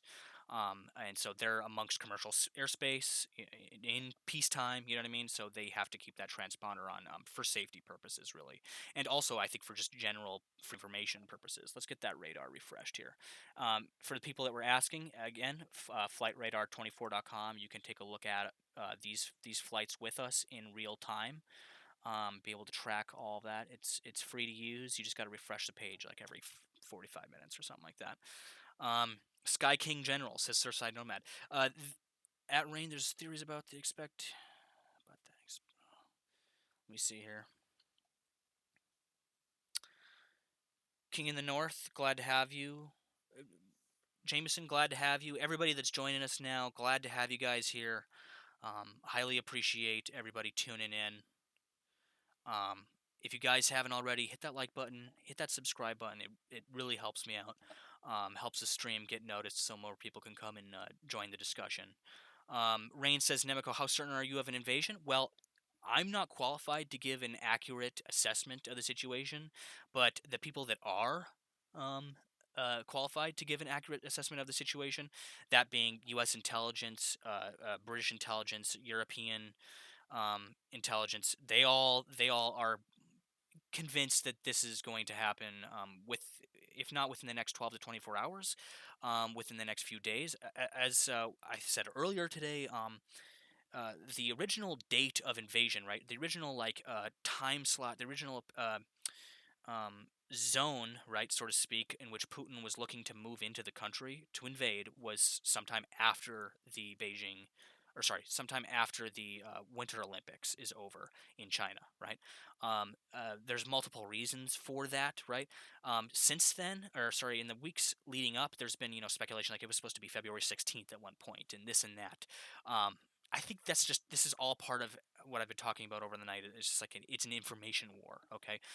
It's a tit for tat propaganda campaign. All right, um, the Russians are trying to keep a step ahead of us, and we're trying to keep a step ahead of the Russians. Right? Um, by we're, I mean the U.S., the Allies, the Europeans. Drew says shellings are flaring up again. Yes, we've been getting reports all night. I was about to go and read off some updates for you guys here of the past couple hours. But yeah, we're getting reports of shelling from Donetsk, Luhansk. Got some police activity here in Lviv, actually. Not sure what that's about. That's always interesting to see. Some lone cop car. All right. We saw a convoy actually earlier. It looked like some kind of political delegation leaving Lviv earlier today. Um, it was like just a line of cop cars, military hardware, the works. Not too sure what that was about. I was asking earlier if anybody had confirmation that Zelensky is back in the country. I haven't seen an article yet saying that he is back in the country. That's the president of Ukraine, um, because that is definitely important. If he's not in the country, then I mean, every all the signs are pointing to basically if he left the country, Putin was going to move in when he leaves, so that as air traffic gets down to the country, Zelensky would have no route to come back in, basically. Um, Stefan says the Ukrainian leadership has made a deal with the devil. Perhaps, we'll see. All right, guys.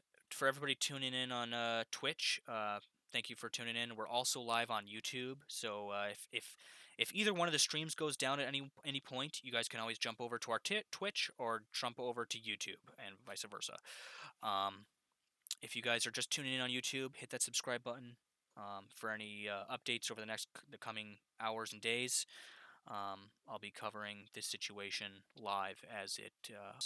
I'm going to take a quick break for about 5 minutes. I got some other background music. We had some music going earlier that got suspended by YouTube, even though it was royalty free. So we got another track we're gonna play for you guys here while we leave. I'm gonna take a quick break to eat some food and Tunatastic, thanks for tuning in. What's happening? Anything I've missed? There's a lot going on right now. Well, I'm when I get back from a quick short break. I've been waiting for my food to get done here so that I can go and take a break and get some food in me. But when we get back, we're gonna go over updates. I'm gonna be getting you guys the live cams out of Donetsk and Luhansk. We're gonna be listening into shelling that is occurring there.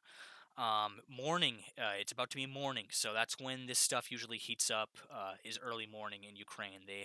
They have a habit of shelling each other in the early morning. So we're going to be tuning into that. Russia is 50% in an attack position.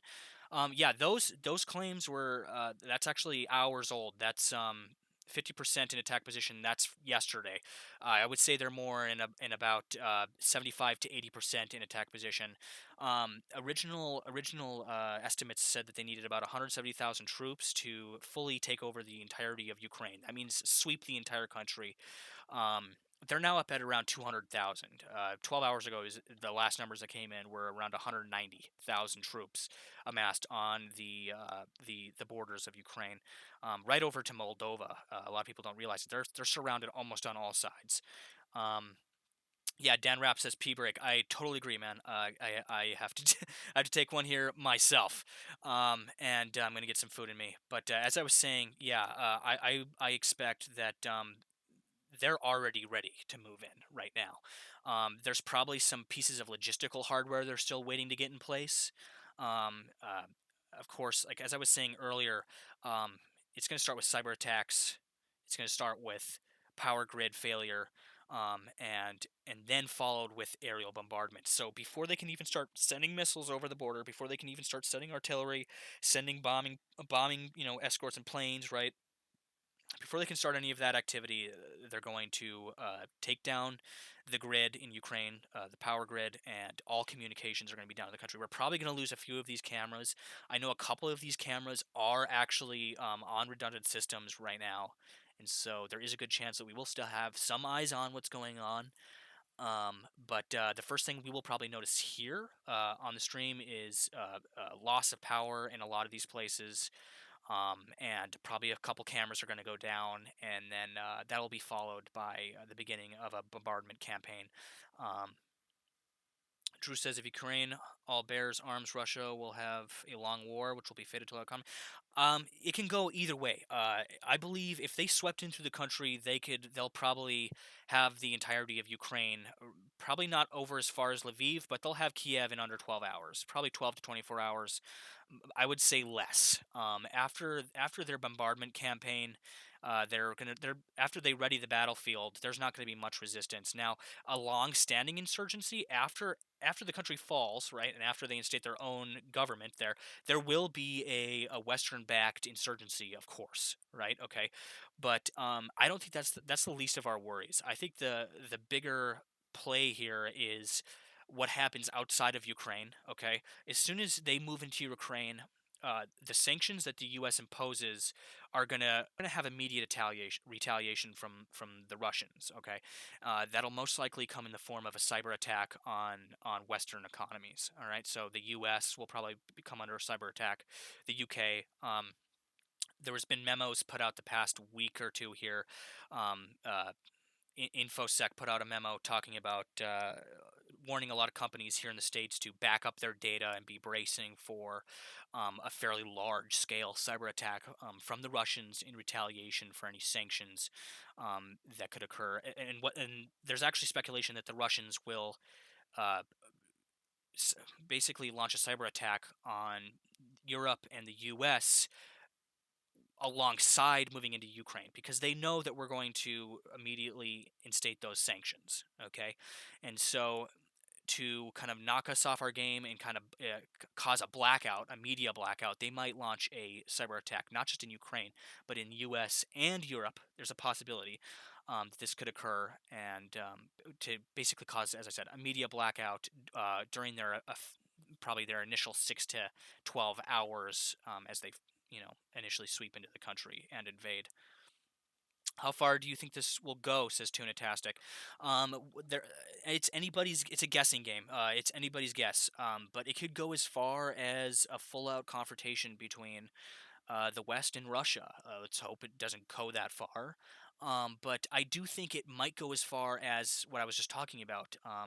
You'll see the sanctions immediately are imposed by the U.S. for the invasion, and it might go and then the Russians will retaliate. There's no question that if these sanctions that they're talking about putting through do get put through, the Russians will retaliate in some way or another. There's already talks about all sorts of everything from cyber attacks to them placing nuclear missiles in Argentina and in South America, and there's talk of spillover into Belarus and Moldova, right, which are countries that are allied with Russia, okay, and that Russia might just basically dissolve Belarus and Moldova and Ukraine, right, and just return them to the Russian Federation. And there's speculation on the other side of the spectrum that conflict could spill over into Poland and the missile manufacturing facilities that NATO has in Poland. There's all sorts of possibilities on the table here, but yeah, as Drew put it right there, World War III is definitely on the horizon, right? We are close. We are one would say at the 11th hour, right? Okay, like we are close, the closest we have been to a massive world war breaking out since World War II. There hasn't been this amount of troops. We had like about 130 to 140,000 troops, I believe, that went into Iraq. If somebody wants to confirm that number, I believe the initial invasion into Iraq was around 140 to 150,000, but I could be wrong on that. The amount of troops that they have staged on the borders with Ukraine, we haven't seen like this type of troop movement since World War II, basically. This this level of military hardware, logistical stuff. Okay, so you got everything like hospitals, military hospitals, blood, right, communications, all that stuff, right, housing. You know what I mean? They need tents, they need barracks, they need bases of operation, right? All that logistical hardware, right? All those logistical assets are in place, and that level of troop movement and stuff, I would argue, hasn't been seen since probably the World War in this part of Europe at least. Okay, there has been large scale conflict, Vietnam, etc., Iraq, but in Europe this hasn't been seen since World War II. And literally all the events that led to World War One. Yes, I would agree. And there's kind of a stark connection between we're in a pandemic now, and there was a pandemic right around World War One as well. There's a kind of a lot of stark contrasts to World War One and the events that are unfolding right in front of us live here. Um, oh hey, I wasn't paying attention, but it looks like our drone friend finally took his turnaround right by Lviv. Yep, I was suspecting that. Right by Lviv, he took his little turnarounds. They're gonna. I suspect that they're gonna follow this same path all night, and as soon as we see them deviate from that path, we'll be able to know that there's something going on in that area. All right, guys. So drone turnaround again. Yes, yes, 60. It did. Closest since the Cold War. Yes, I agree. I agree, James. It's very accurate. One would argue that we have been in another Cold War, in a second Cold War for the past few years now, between Russia and, I mean, China's in the mix too, and China has a lot to do with this as well, and I'll talk about that a little bit later. Coffee and bathroom break. Yes, I gotta get a break here. I'll be back here in about 5 to 10 ish minutes, guys. I still haven't got that background music for you guys. Give me 1 second, and I'll get that back up and operational. To everybody tuning in on YouTube, thank you guys so much for tuning in tonight. I'm going to keep this stream going indefinitely, okay? So over the next coming days and stuff, we'll be pushing updates to you guys. The stream will be going. Make sure to subscribe to keep up to date with what's going on, and it helps us out a ton. Video keeps pausing, says Jacob Williams. If you're having issues with the video pausing, you could try refreshing. YouTube has had a couple issues tonight. We are live on Twitch. There's a link in the description, twitch.tv/NemicoTV. If you guys at any point lose the YouTube stream or you're having problems with it, you can always go watch on Twitch. And if you guys are on Twitch and you want to come and check us out on YouTube, we're at youtube.com, Nemico Network. It's not /Nemico Network, but I believe I have a YouTube channel link in my Twitch description.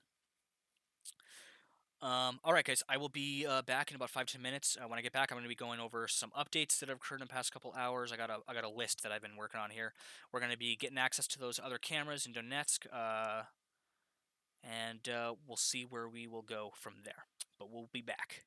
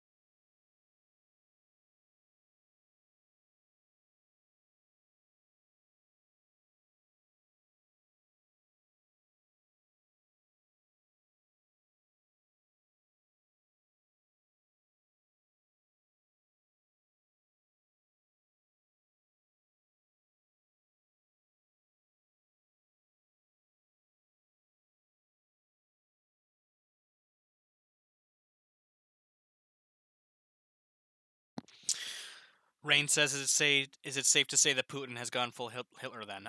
Yeah, I don't think that's necessarily the case. However, I do think he is intending to carry out his legacy. This is his legacy here that he's leaving behind, and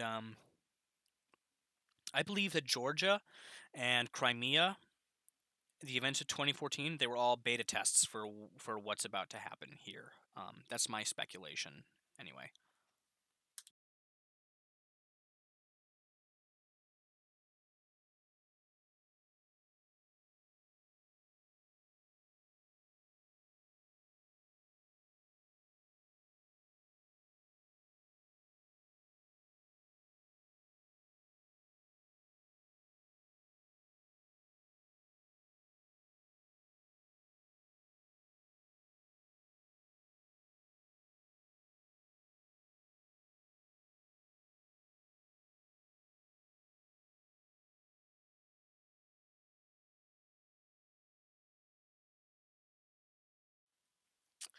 Four hours ago from the BBC, this is just the headline here. Russia plans biggest war in Europe since 1945, says Boris Johnson.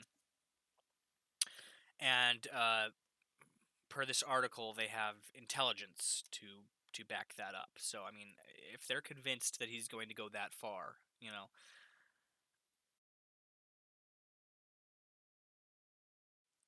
Drew says Russian attack fighters are doing flyovers as recently as 1 hour ago. Source, if you have sources, please link them. I'd love to see the sources. Super helpful. Also, if anybody has confirmation that Zelensky is back in Ukraine, I still have not found any confirmation that Zelensky is currently in the country. Somebody said earlier that he did fly back in after the talks in Munich, I believe it was. Um, I haven't found any article saying that he's actually back in the country yet. So, if anybody has information on that, that'd be greatly appreciated.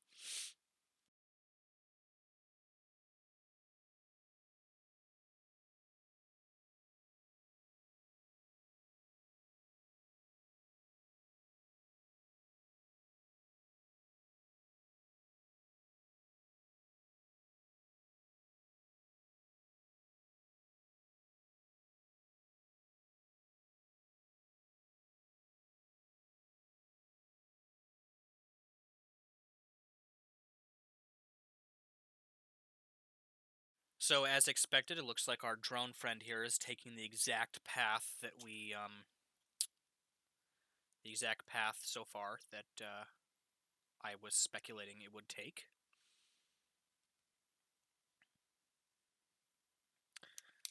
RW says Washington Post has just reported that U.S. intel indicates Russia has given orders for a full-scale invasion. Yes, that is most likely correct. Yes.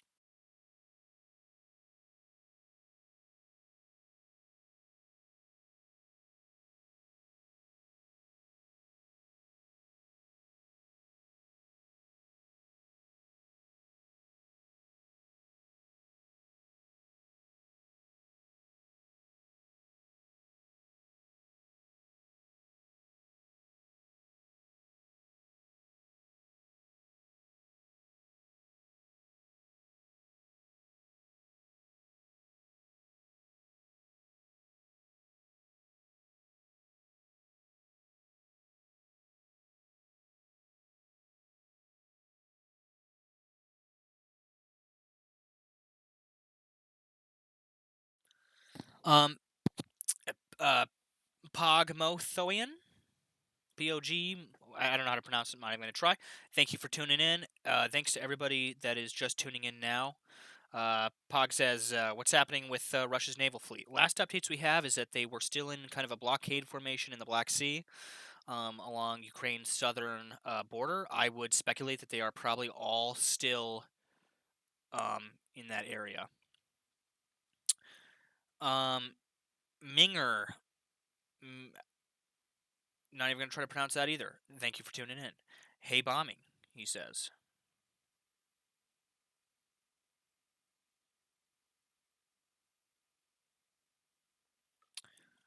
Bombing on other cams, he says.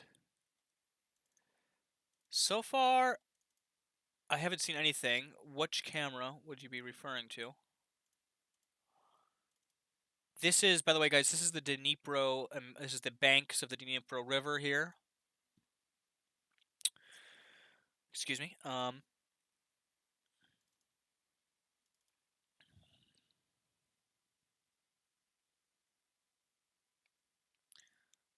Listen to sound. On which camera?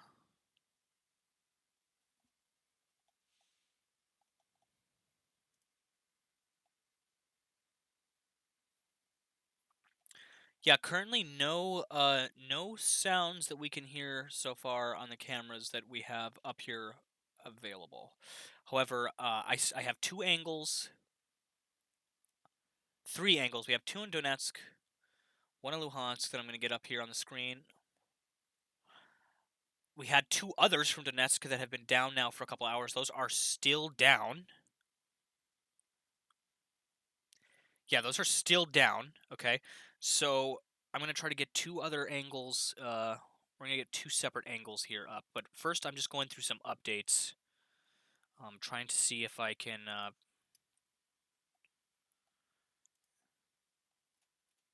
see if we can find anything new here.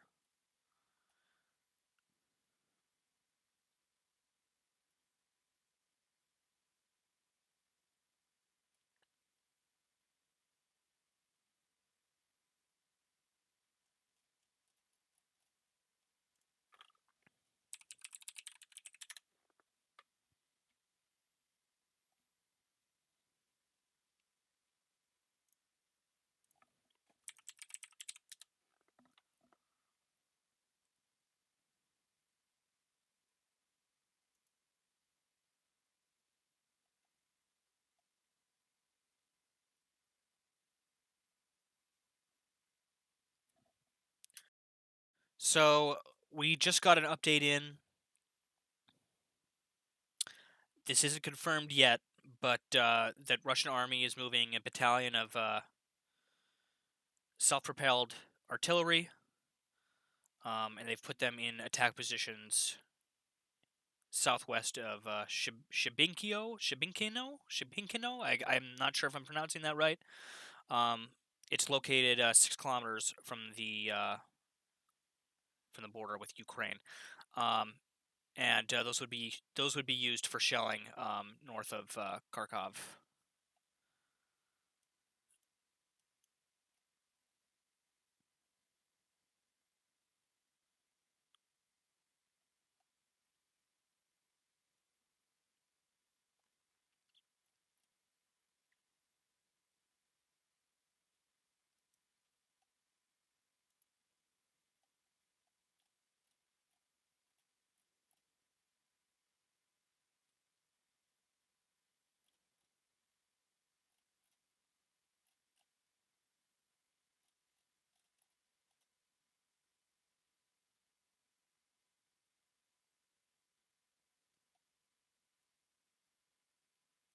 So far in the past 24 hours, there's been approximately 70, in just the past 12 hours, actually, sorry.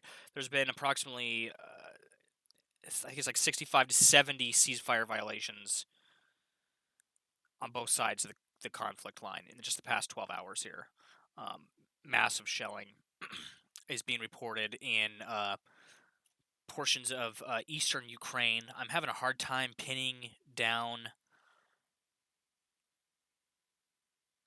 exact locations. I'm expecting our drone friend here to take a beeline for the eastern portion of Ukraine here within the next hour or so.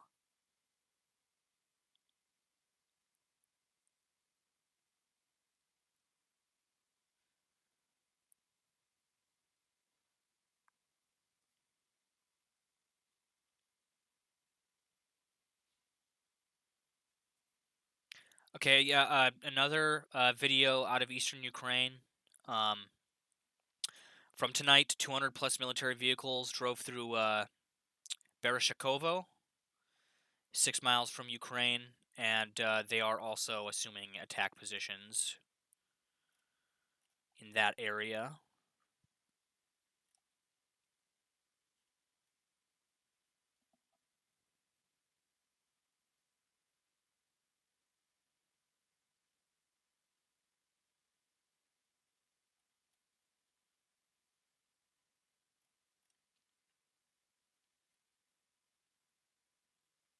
Yeah, I'm seeing a lot of reports of shelling. Um, I mean, as I said, it's kind of hard to pin down uh, in real time exactly where and what is happening on the ground. Drew says Belarus is going to be interesting. I do agree with that as well. But we'll only know what's going to happen once things go down in Ukraine. We'll only know what's going to happen elsewhere. Still trying to.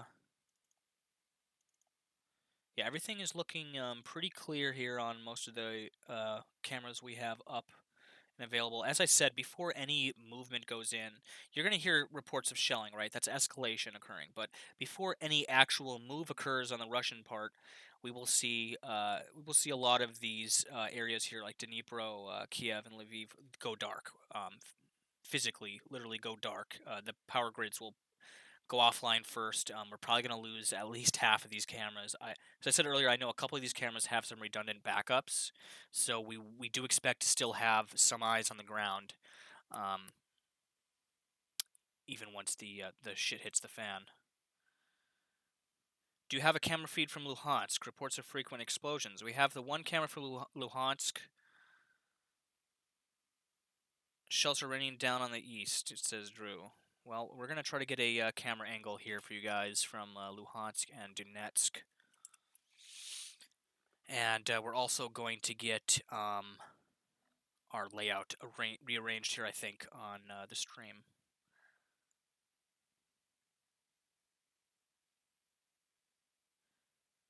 Check the other most tracked flights, says 60. Okay, I'll do that real quick. Homer 71. Okay, yeah, actually.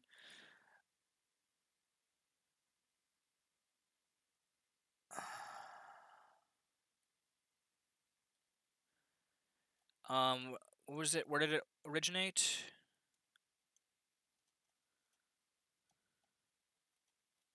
Not sure what that flight is about, but we're gonna keep an eye on it. We'll see where that takes us. It is heading up that way. Who knows? 60, if you want to keep an eye on that one, we'll keep tabs on it as well over here.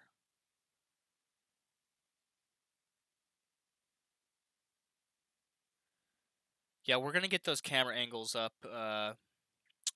01K. We're gonna get those camera angles up here so we can listen in on that audio from Luhansk, or at least see if we can get a visualization of what's going on the ground.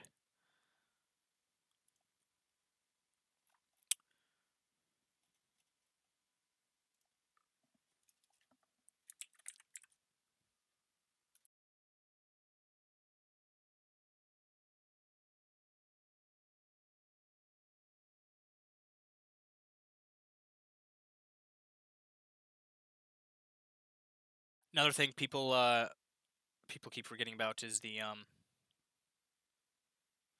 both U.S. and U.K. have RC-130s heading towards Ukraine. Yeah, that's I believe that's Homer 71 is a where's that at again? Pretty sure Homer 71 is an RC. Yeah, RC-135. Yeah, so who knows what that could be about. We're going to keep an eye on that development. Right now, you guys, I'm getting a bunch of reports out of Luhansk. I'm just trying to filter through everything for you guys here.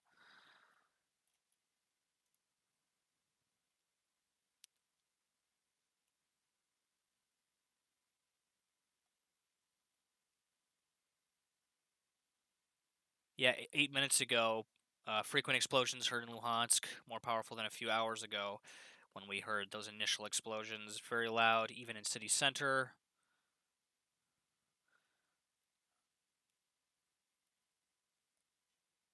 7,400 people in the Luhansk region without power. You know, this explains no cell phone coverage. They say this explains why those two cameras are down in Donetsk, and we're not getting any feeds from them still. Flights are being canceled soon. Yeah, I would expect us to see a downing of all commercial flights in and out of Ukraine's airspace within the next few hours if the shit is about to hit the fan. Pardon my French. For those of you tuning in on Twitch, thank you much for joining us. Make sure to hit that follow button. if you would like to go check us out on YouTube, we're Nemiko Network on YouTube.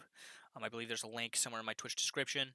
If the stream goes down at any point on Twitch, you can always go over to YouTube. And if you guys following this on YouTube, you guys lose the stream, head over to Twitch, twitch.tv/NemikoTV, just in case one of the streams goes down. And once again, thank you guys for tuning in. Really pumped to have you guys here following along as this situation kind of evolves. Make sure to hit that subscribe button for any updates in the coming hours and days. Where's Homer71? I'll truck that. I think he meant to say I'll track that.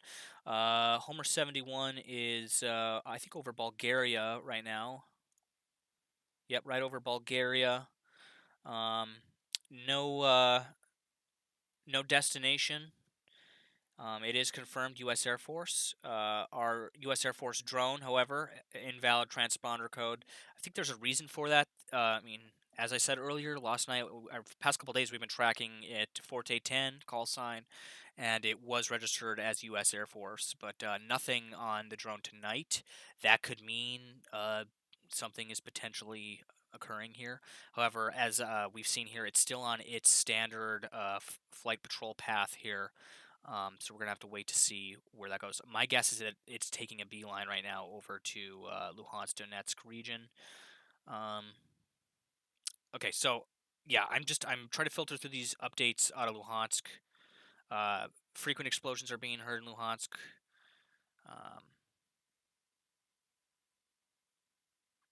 I'm gonna get that. I'm gonna try to get a camera angle up in Luhansk.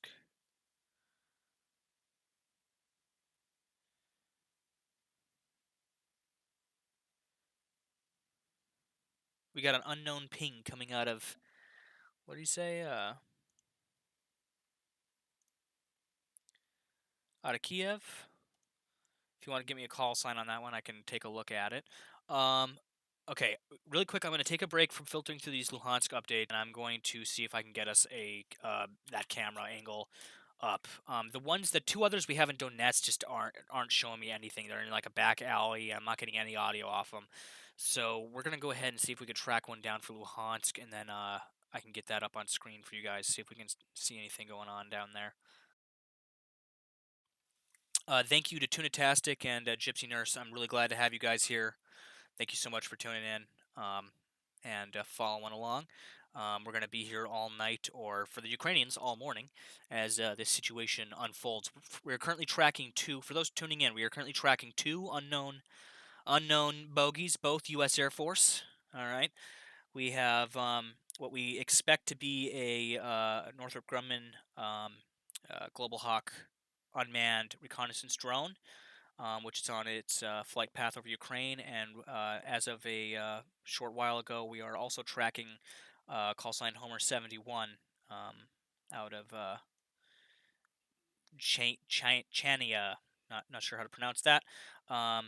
Boeing RC-135, and that's heading in the direction of Ukraine. So we're going to see how this situation unfolds. Here's our drone up here, just so everybody can see that on screen. We got both of them tracking here. Rain says, I got a ping coming out of Joe Biden's backside. He's stuttering again. Okay, I see. All right, guys. All right, I'm gonna go ahead and get that Luhansk camera. See if I can get that up on screen for us here, and get a couple things swapped around here. Tuna says, I feel for the Ukrainians. I can't imagine what they're going through right now. I don't think anybody here, at least in the West, can understand what the hell they're going through right now. There hasn't been. I don't think a society has gone through what they're going through since World War II. Okay, this is the equivalent of the Germans invading Poland, in my opinion. That massive of an invasion. Okay, I guess the only equivalent. I mean, maybe the Iraqis in the early 2000s when we moved into Iraq. That's the only other large scale invasion of this nature. Excuse me, that has occurred in recent memory. And what we're seeing in Europe, this hasn't happened in Europe. Nothing like this has happened in Europe since World War II or even World War One. AC-135 at Black Sea right now. We're keeping an eye on it. Yeah, it's, if you guys can see in our right-hand corner here. This is that AC-135 up here. That's our drone. Drone's heading eastbound on its standard flight path. We'll see if that deviates. Registration? Yeah, okay. So Drew says registration. Yeah, so this isn't how we know it's a drone. How we know it's a drone is, well, multiple things. First of all, we know it's a military aircraft because we've been tracking it and we've seen its flight pattern. We were talking earlier. This is evidence of it being the reconnaissance drone. This is how they take off. They test the equipment while it's still, within short range before they send it off thousands of miles away up into Ukraine, because you wouldn't want something to occur, to the drone while it's over, Ukrainian airspace, and then have the Russian rebels be able to intercept it. Okay, and so Douglas, thank you for joining us. Thanks for tuning in tonight. Um, yeah, as I was saying, we're tracking both of these aircraft here. Where's Homer 71? There he is. Okay, so we got Homer 71 heading over the Black Sea right now in real time, and that's our drone there. We got those tracked. Okay. Yep, and also, yep, so we're going to get that Luhansk angle up for you guys. Russia entering Donetsk. Yeah, so both of our Donetsk cams have been down for about 2 hours now. I don't know if that's related to what's going on there. We are getting reports that people are without power in that region right now, and also reports of cell phones being down, cell phone communication being down. That's probably the reason why we're not seeing these cameras up. The internet's probably down in that area. That could be because of an escalation, like a small escalation by the rebels, or it could be that something is starting to take place here. The pins are circling a Russian, it seems. Okay, interesting. All right, yeah, I keep getting distracted here. I'm gonna get this Luhansk angle up for you guys.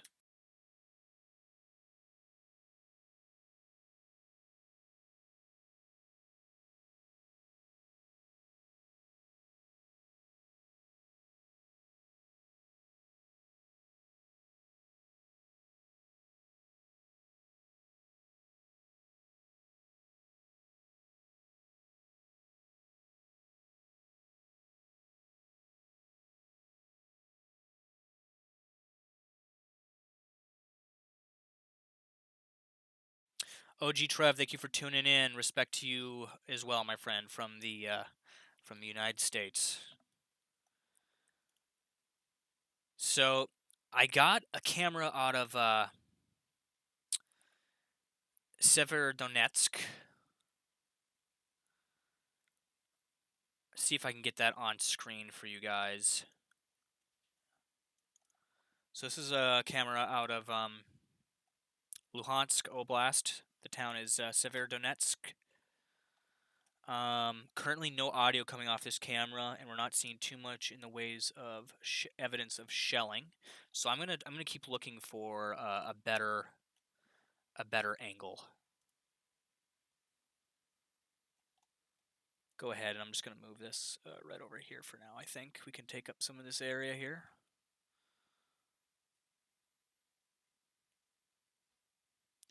Thanks, thanks Douglas and OG Trev, guys, for the support. Much appreciated. Has everyone left Ukraine yet? Says Dorothy. Well, Dorothy, they're evacuating people out of the eastern portions of Ukraine. Those evacuations have been going for a few days now, but over the past 12 to 24 hours, they've been severely ramped up. They're loading people onto buses by the droves. People are being moved out of the eastern region of Ukraine. People in the western area of Ukraine, everybody's moving towards the west. Everybody's moving to Lviv, getting closer to Poland, getting closer to where they would need to cross a border, because in the event of an invasion, all flights going in and out of the country are going to immediately be grounded. People are definitely leaving the country, though. So have Russia crossed the border yet? Or yes, we have had reports of Russian military hardware is across the Russian border in rebel-controlled territory. Okay, there's been reports of Russian military hardware in Luhansk, Donetsk. They are mobilizing rebel forces there as well. There's a lot of reports coming out of Luhansk of shelling. Right now, we're tracking these two drones here, or sorry, this drone here. This is a U.S. reconnaissance drone. We're also most recent development, past half an hour here. This RC-135 is in the air. We're tracking this. This is also U.S. Air Force. What's number two being tracked right now? So some commercial flight. Not sure what that's about. But we're keeping our eye mainly on this reconnaissance drone because when this reconnaissance drone starts to deviate, when it gets towards the end of this path, if it starts to deviate from its patrol path, then we know that there's probably something that they want to have their eyes on. I don't think they're going to. They're not going to send the drone over into Donetsk, Luhansk. They're not going to get that close because it risks the drone being shot down by rebel forces. So they're trying to keep it away from any contact areas. Dankster says that constitutes an invasion. Then surely, yes, I would argue that an invasion has begun weeks ago. Okay, the invasion has been ongoing. All right. Um, what we haven't seen yet, right, is the push in, the blitz into Ukraine. Okay, and that's what we are waiting on. That's why we're watching this situation right now here on this stream. Okay. Um, One popped up in Sicily, says Drew. What's that? Another RC-135? OG Trev, is there a way to look in a live satellite? Unfortunately, no. We don't have access to that type of hardware. We can get images, that are a couple hours old, or from yesterday. I believe we can get our hands on that, but it's nighttime in Ukraine right now, so you can't really see anything going on the ground anyway. Our best bet is to track the movements of our drone, see where that takes us, and to keep an eye on any updates coming out of Luhansk here, and to keep an eye on our cameras here. I said I was going to get another webcam from Luhansk. I'm still in the process of doing that here.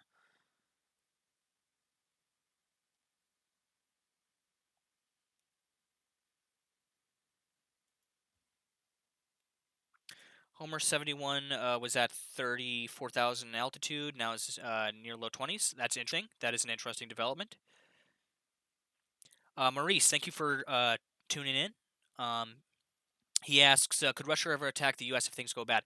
Well, what is definitely on the table right now, what is highly probable at this very moment in time, is that when this invasion occurs, okay, the first thing that is most likely to happen is we will impose sanctions on Russia.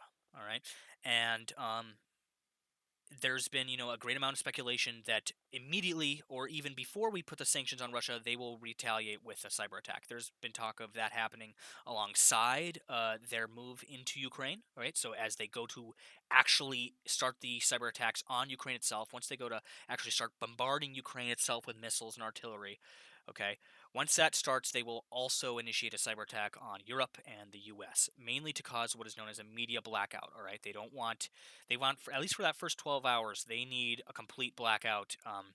They're going to control the entire airspace of Ukraine. They're going to control the power grid, everything. There will be no communications going in and out of the country. It's a U.S. recon plane, says Christina. Yes, yes. The RC-175 is. And they're both reconnaissance. My speculation at this time is that Homer 71 is probably taking a look at what naval ships are doing in this region here. We are approaching the dawn, the morning hours here in Ukraine. If any large escalations are going to happen within the next couple hours, are going to happen at dawn. Okay.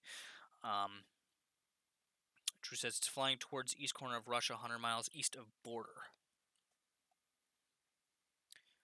If you give us a call sign on that, Drew, I can take a look on the map and we can see if we can get that spotted. Our drone, our Global Hawk here, is still moving on his standardized patrol path here that they have been keen to sticking to. Checking out some of these other flights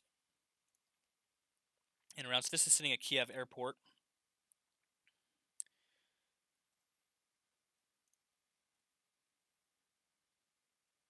Let's go back and check on Homer 71 here. So yeah, watching what this does over the next hour or so here is going to be pretty interesting to see what this does.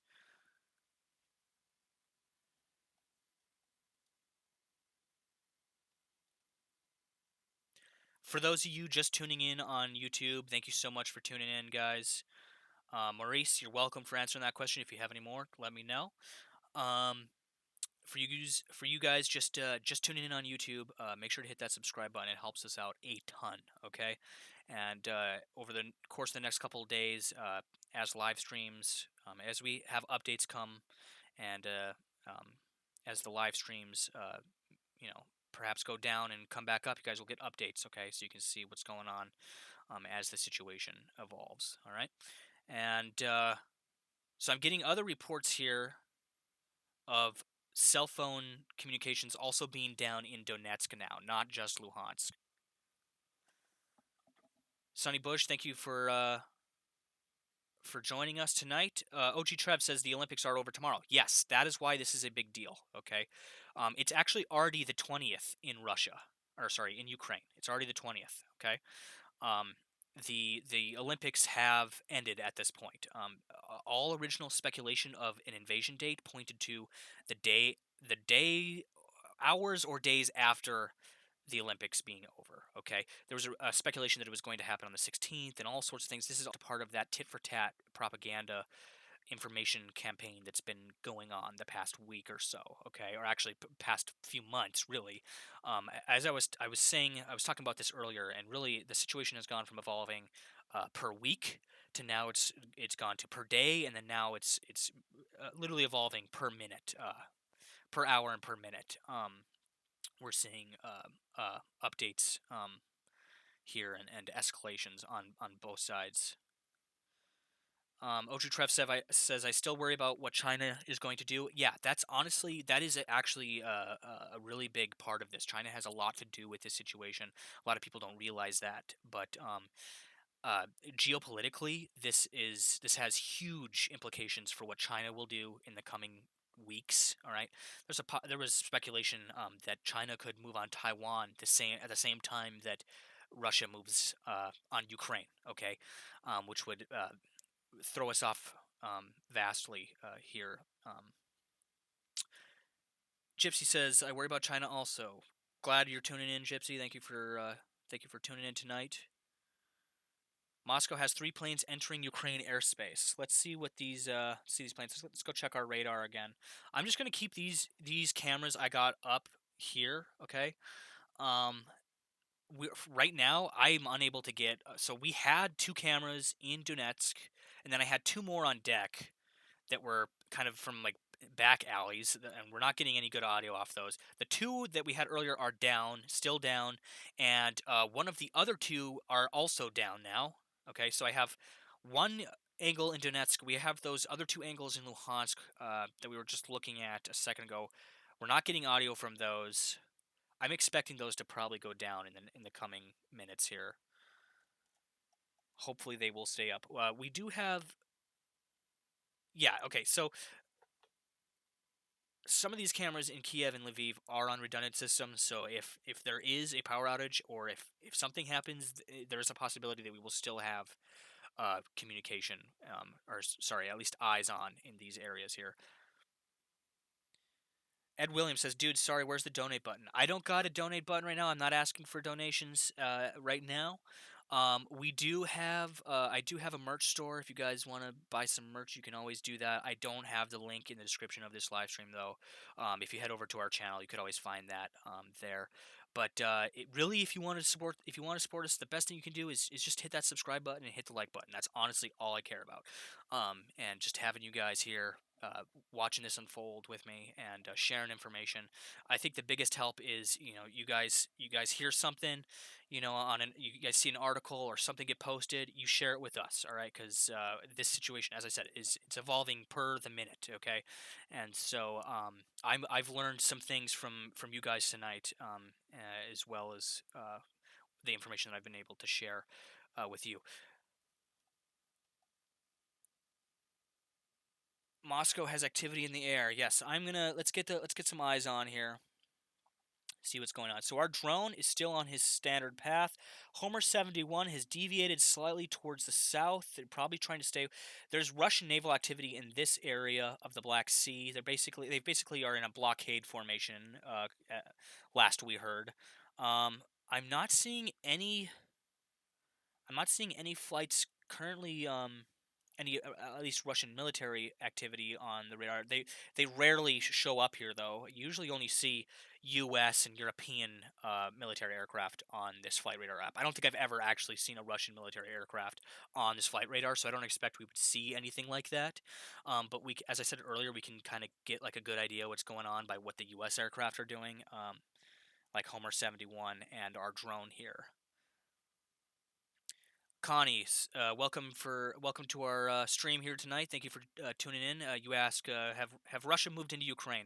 Just trying to see what's going on. Yeah, we've been getting reports that there is Russian military hardware in the eastern part of Ukraine currently. That they have in the past 6 to 12 hours, or just really overnight now, moved some military hardware into Donetsk and Luhansk, those regions. Um, in the previous 12 hours, they were escalating the evacuations. I was talking about that earlier. They're evacuating people out of those areas, and also they have called for a full mobilization of the rebel forces in that area. Clay, thank you for tuning in tonight. So yeah, we are coming to you guys both on YouTube and Twitch. So if I want to just remind you guys, if either one of the streams goes down for any reason, you can always switch to another stream. We're on Twitch, so if the Twitch stream goes down, or sorry, if the YouTube stream goes down, you can always switch over to Twitch. If our Twitch stream goes down, you can always switch over to YouTube. Just trying to make sure that all these cameras here are still up and operational. So the sun is starting to come up over Ukraine here as we come into the morning hours. It's currently 6:08 a.m. in Kiev. Drew says check the RA 50082. Let's see if I can find that real quick.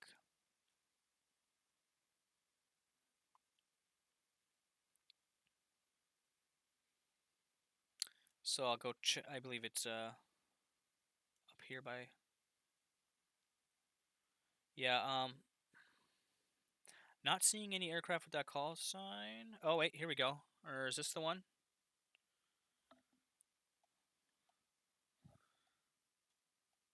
RA 50082.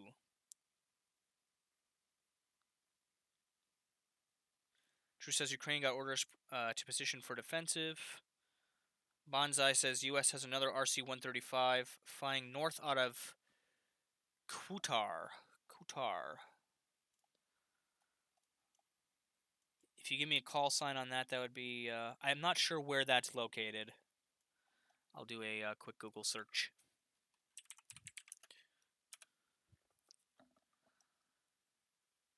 Oh, you mean Qatar? If you could give me call signs, that'd be helpful, because it's a little hard. Okay, so Homer 71 has done a U-turn now, and is heading back somewhere. They might have just done a pass, maybe over the Black Sea, maybe to get some, maybe just a quick recon pass, see what the Russian Navy is doing in that area. Our drone is still on course, as to be expected.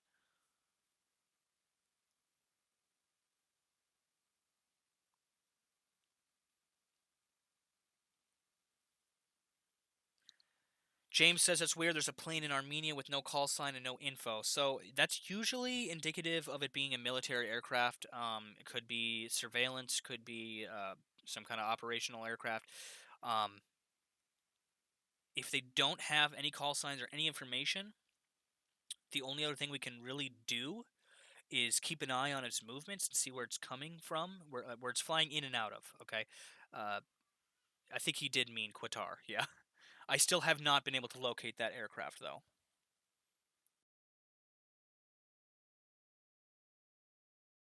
Drew says it was up. It went blank near Ukraine.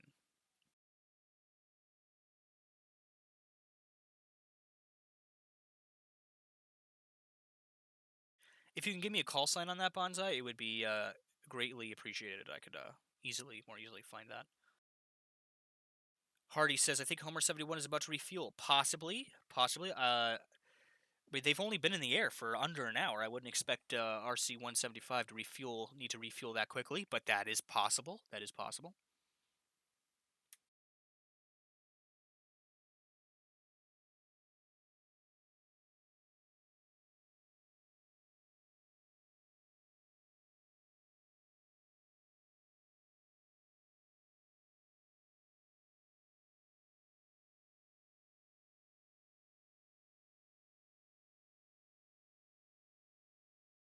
I'll tell you one thing, you guys. For early morning, Ukraine's airspace is looking dead right now. Absolutely dead. Let's go ahead and get that refreshed. Homer is turning around to get refueled, says Charles. Well, we're going to keep an eye on it.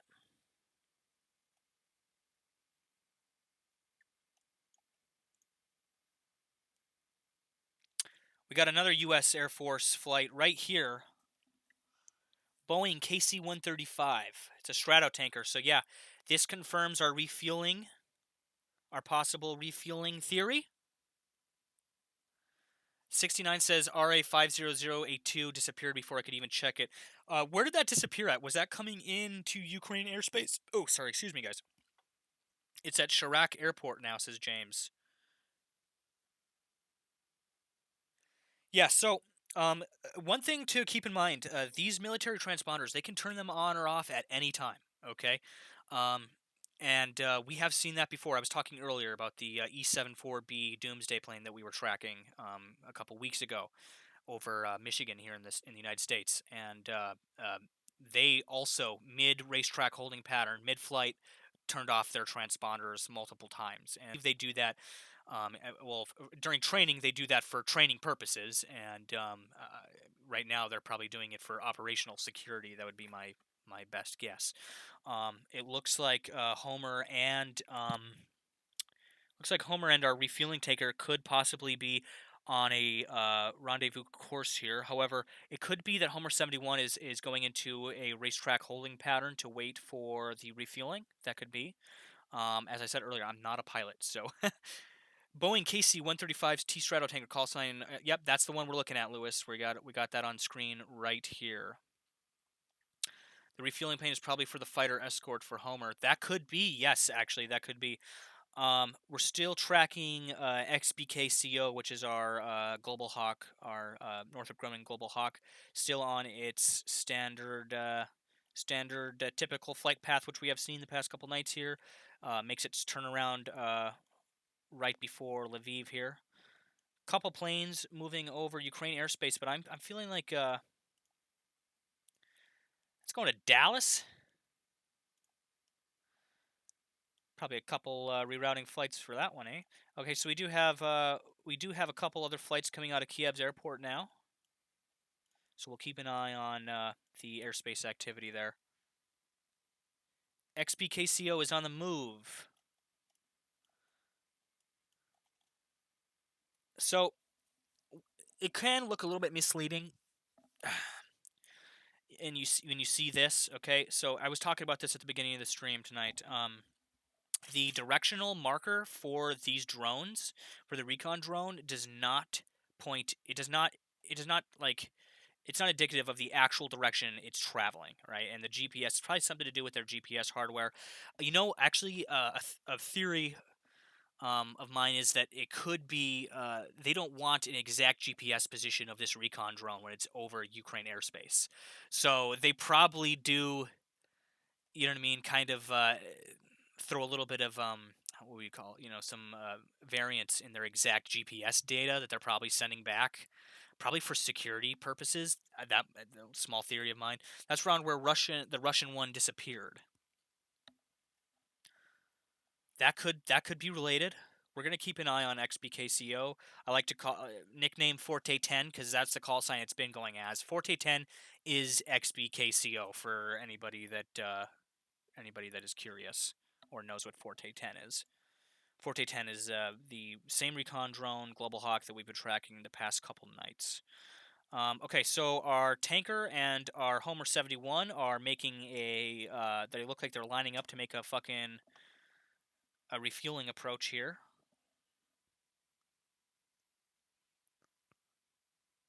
So we're going to keep an eye on that as that evolves. Really quickly, so I'm just going to go and see if we can get any more updates coming out of Luhansk here. Yeah, okay, we're getting reports that 7,400 people in Luhansk region without power, no cell phone coverage. And I'm also getting the same numbers, basically the same reports out of Donetsk region as well. Unconfirmed 9 minutes ago, unconfirmed report that Russia has violated the Ukrainian airspace. No other reports confirm this. See, it's really hard to kind of sift through, these reports here, all right, because a lot of them are coming from independent, unverified sources. So we just kind of have to, take everything with a grain of salt as this evolves. That's around where the Russian one disappeared. Malware.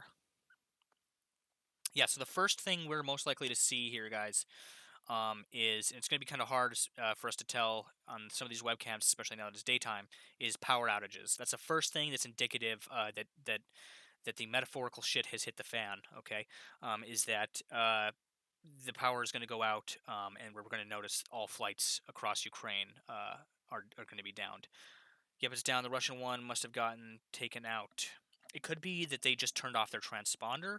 That usually happens. So yeah, if you guys can see here, they are coming into a refueling approach here, and you notice they have their transponders on so that they can coordinate with any other commercial flights in the airspace.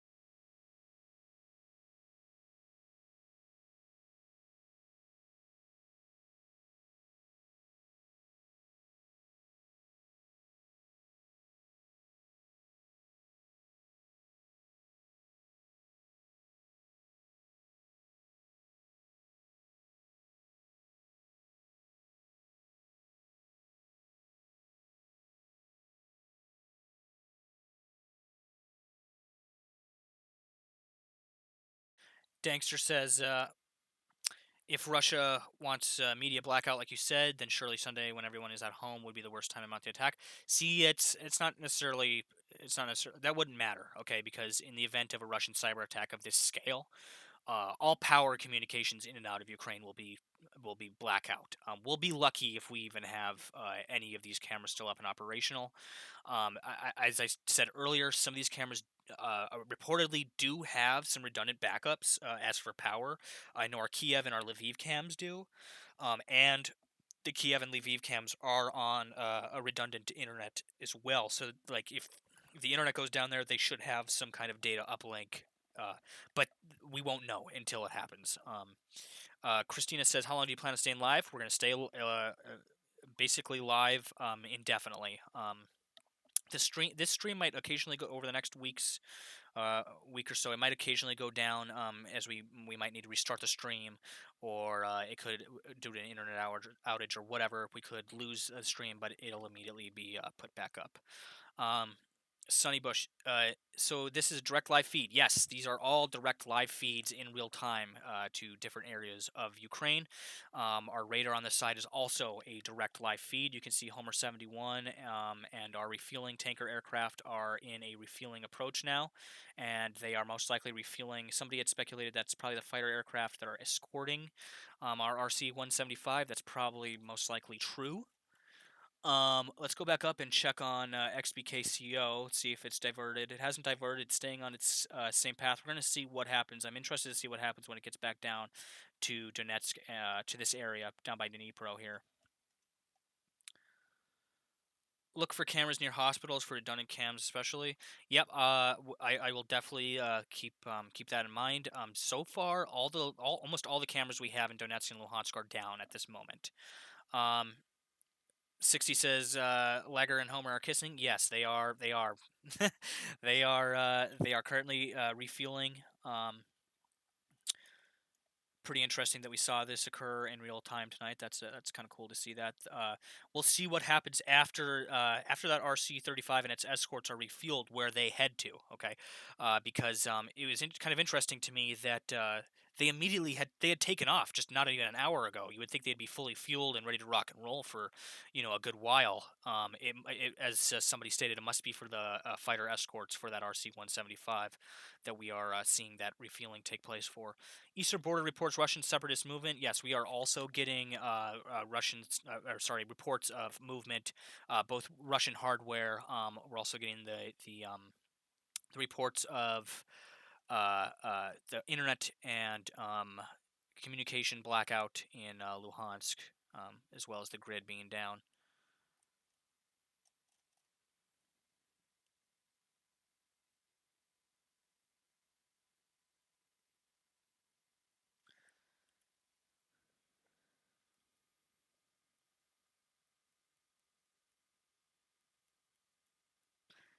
James says, "Check that Glenn plane. Is that a fighter? Is that a fighter jet?" He says. Well, it's kind of hard to tell. Um, so these are commercial flights. We got Homer 71. Homer 71 is now, and our fuel tanker are now the most watched. I find that interesting. Everybody has now, not just us here in the stream, but everybody has diverted their eyes over to Homer 71 and what's going on with that RC-175, and nobody's really paying attention to what's going on with our drone up yonder here. So we got to keep an eye on both, all right, to make sure that we're not missing any diversion from that drone there. If you don't mind me asking where you located, just worried for everyone in here in the U.S. Mohar is being like crazy. We're all located here in the United States. The refuel is a cover up, says Drew. Oh, you never know. I am from Seattle, says the Internet King. Well, glad to have you guys on the show tonight. Thank you so much for tuning in.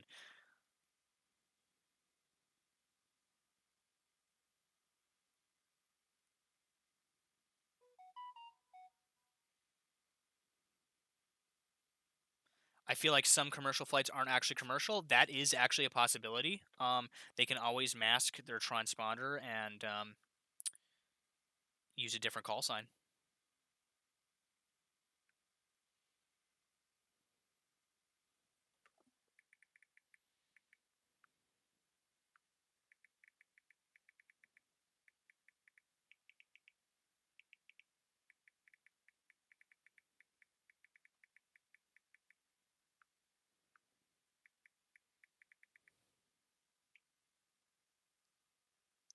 Homer 71 is not moving, he says. Occasionally, the radar does kind of lag out for a minute. I also see that, yes, that is true. It's not moving. We will see what happens in the next couple minutes, though. Okay, Glex Blom. Okay, so that's commercial flight. I'm not sure. That looks like a private commercial flight. It's gone offline, says. Oh, yes, it has. So that means that they have turned off transponder. So I repeat, Homer 71 has turned off its transponder. So we'll have to keep an eye on this area to see if we can see that pop back up or not. I'm going to go ahead and just refresh the radar.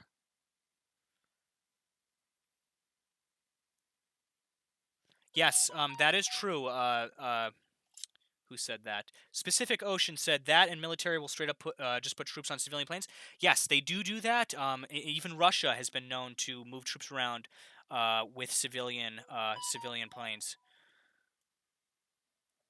Okay, so our fueling plane is still up, but yeah, nothing from Homer 71. Wait, yeah, okay, actually Homer 71 is still there, but we are not getting any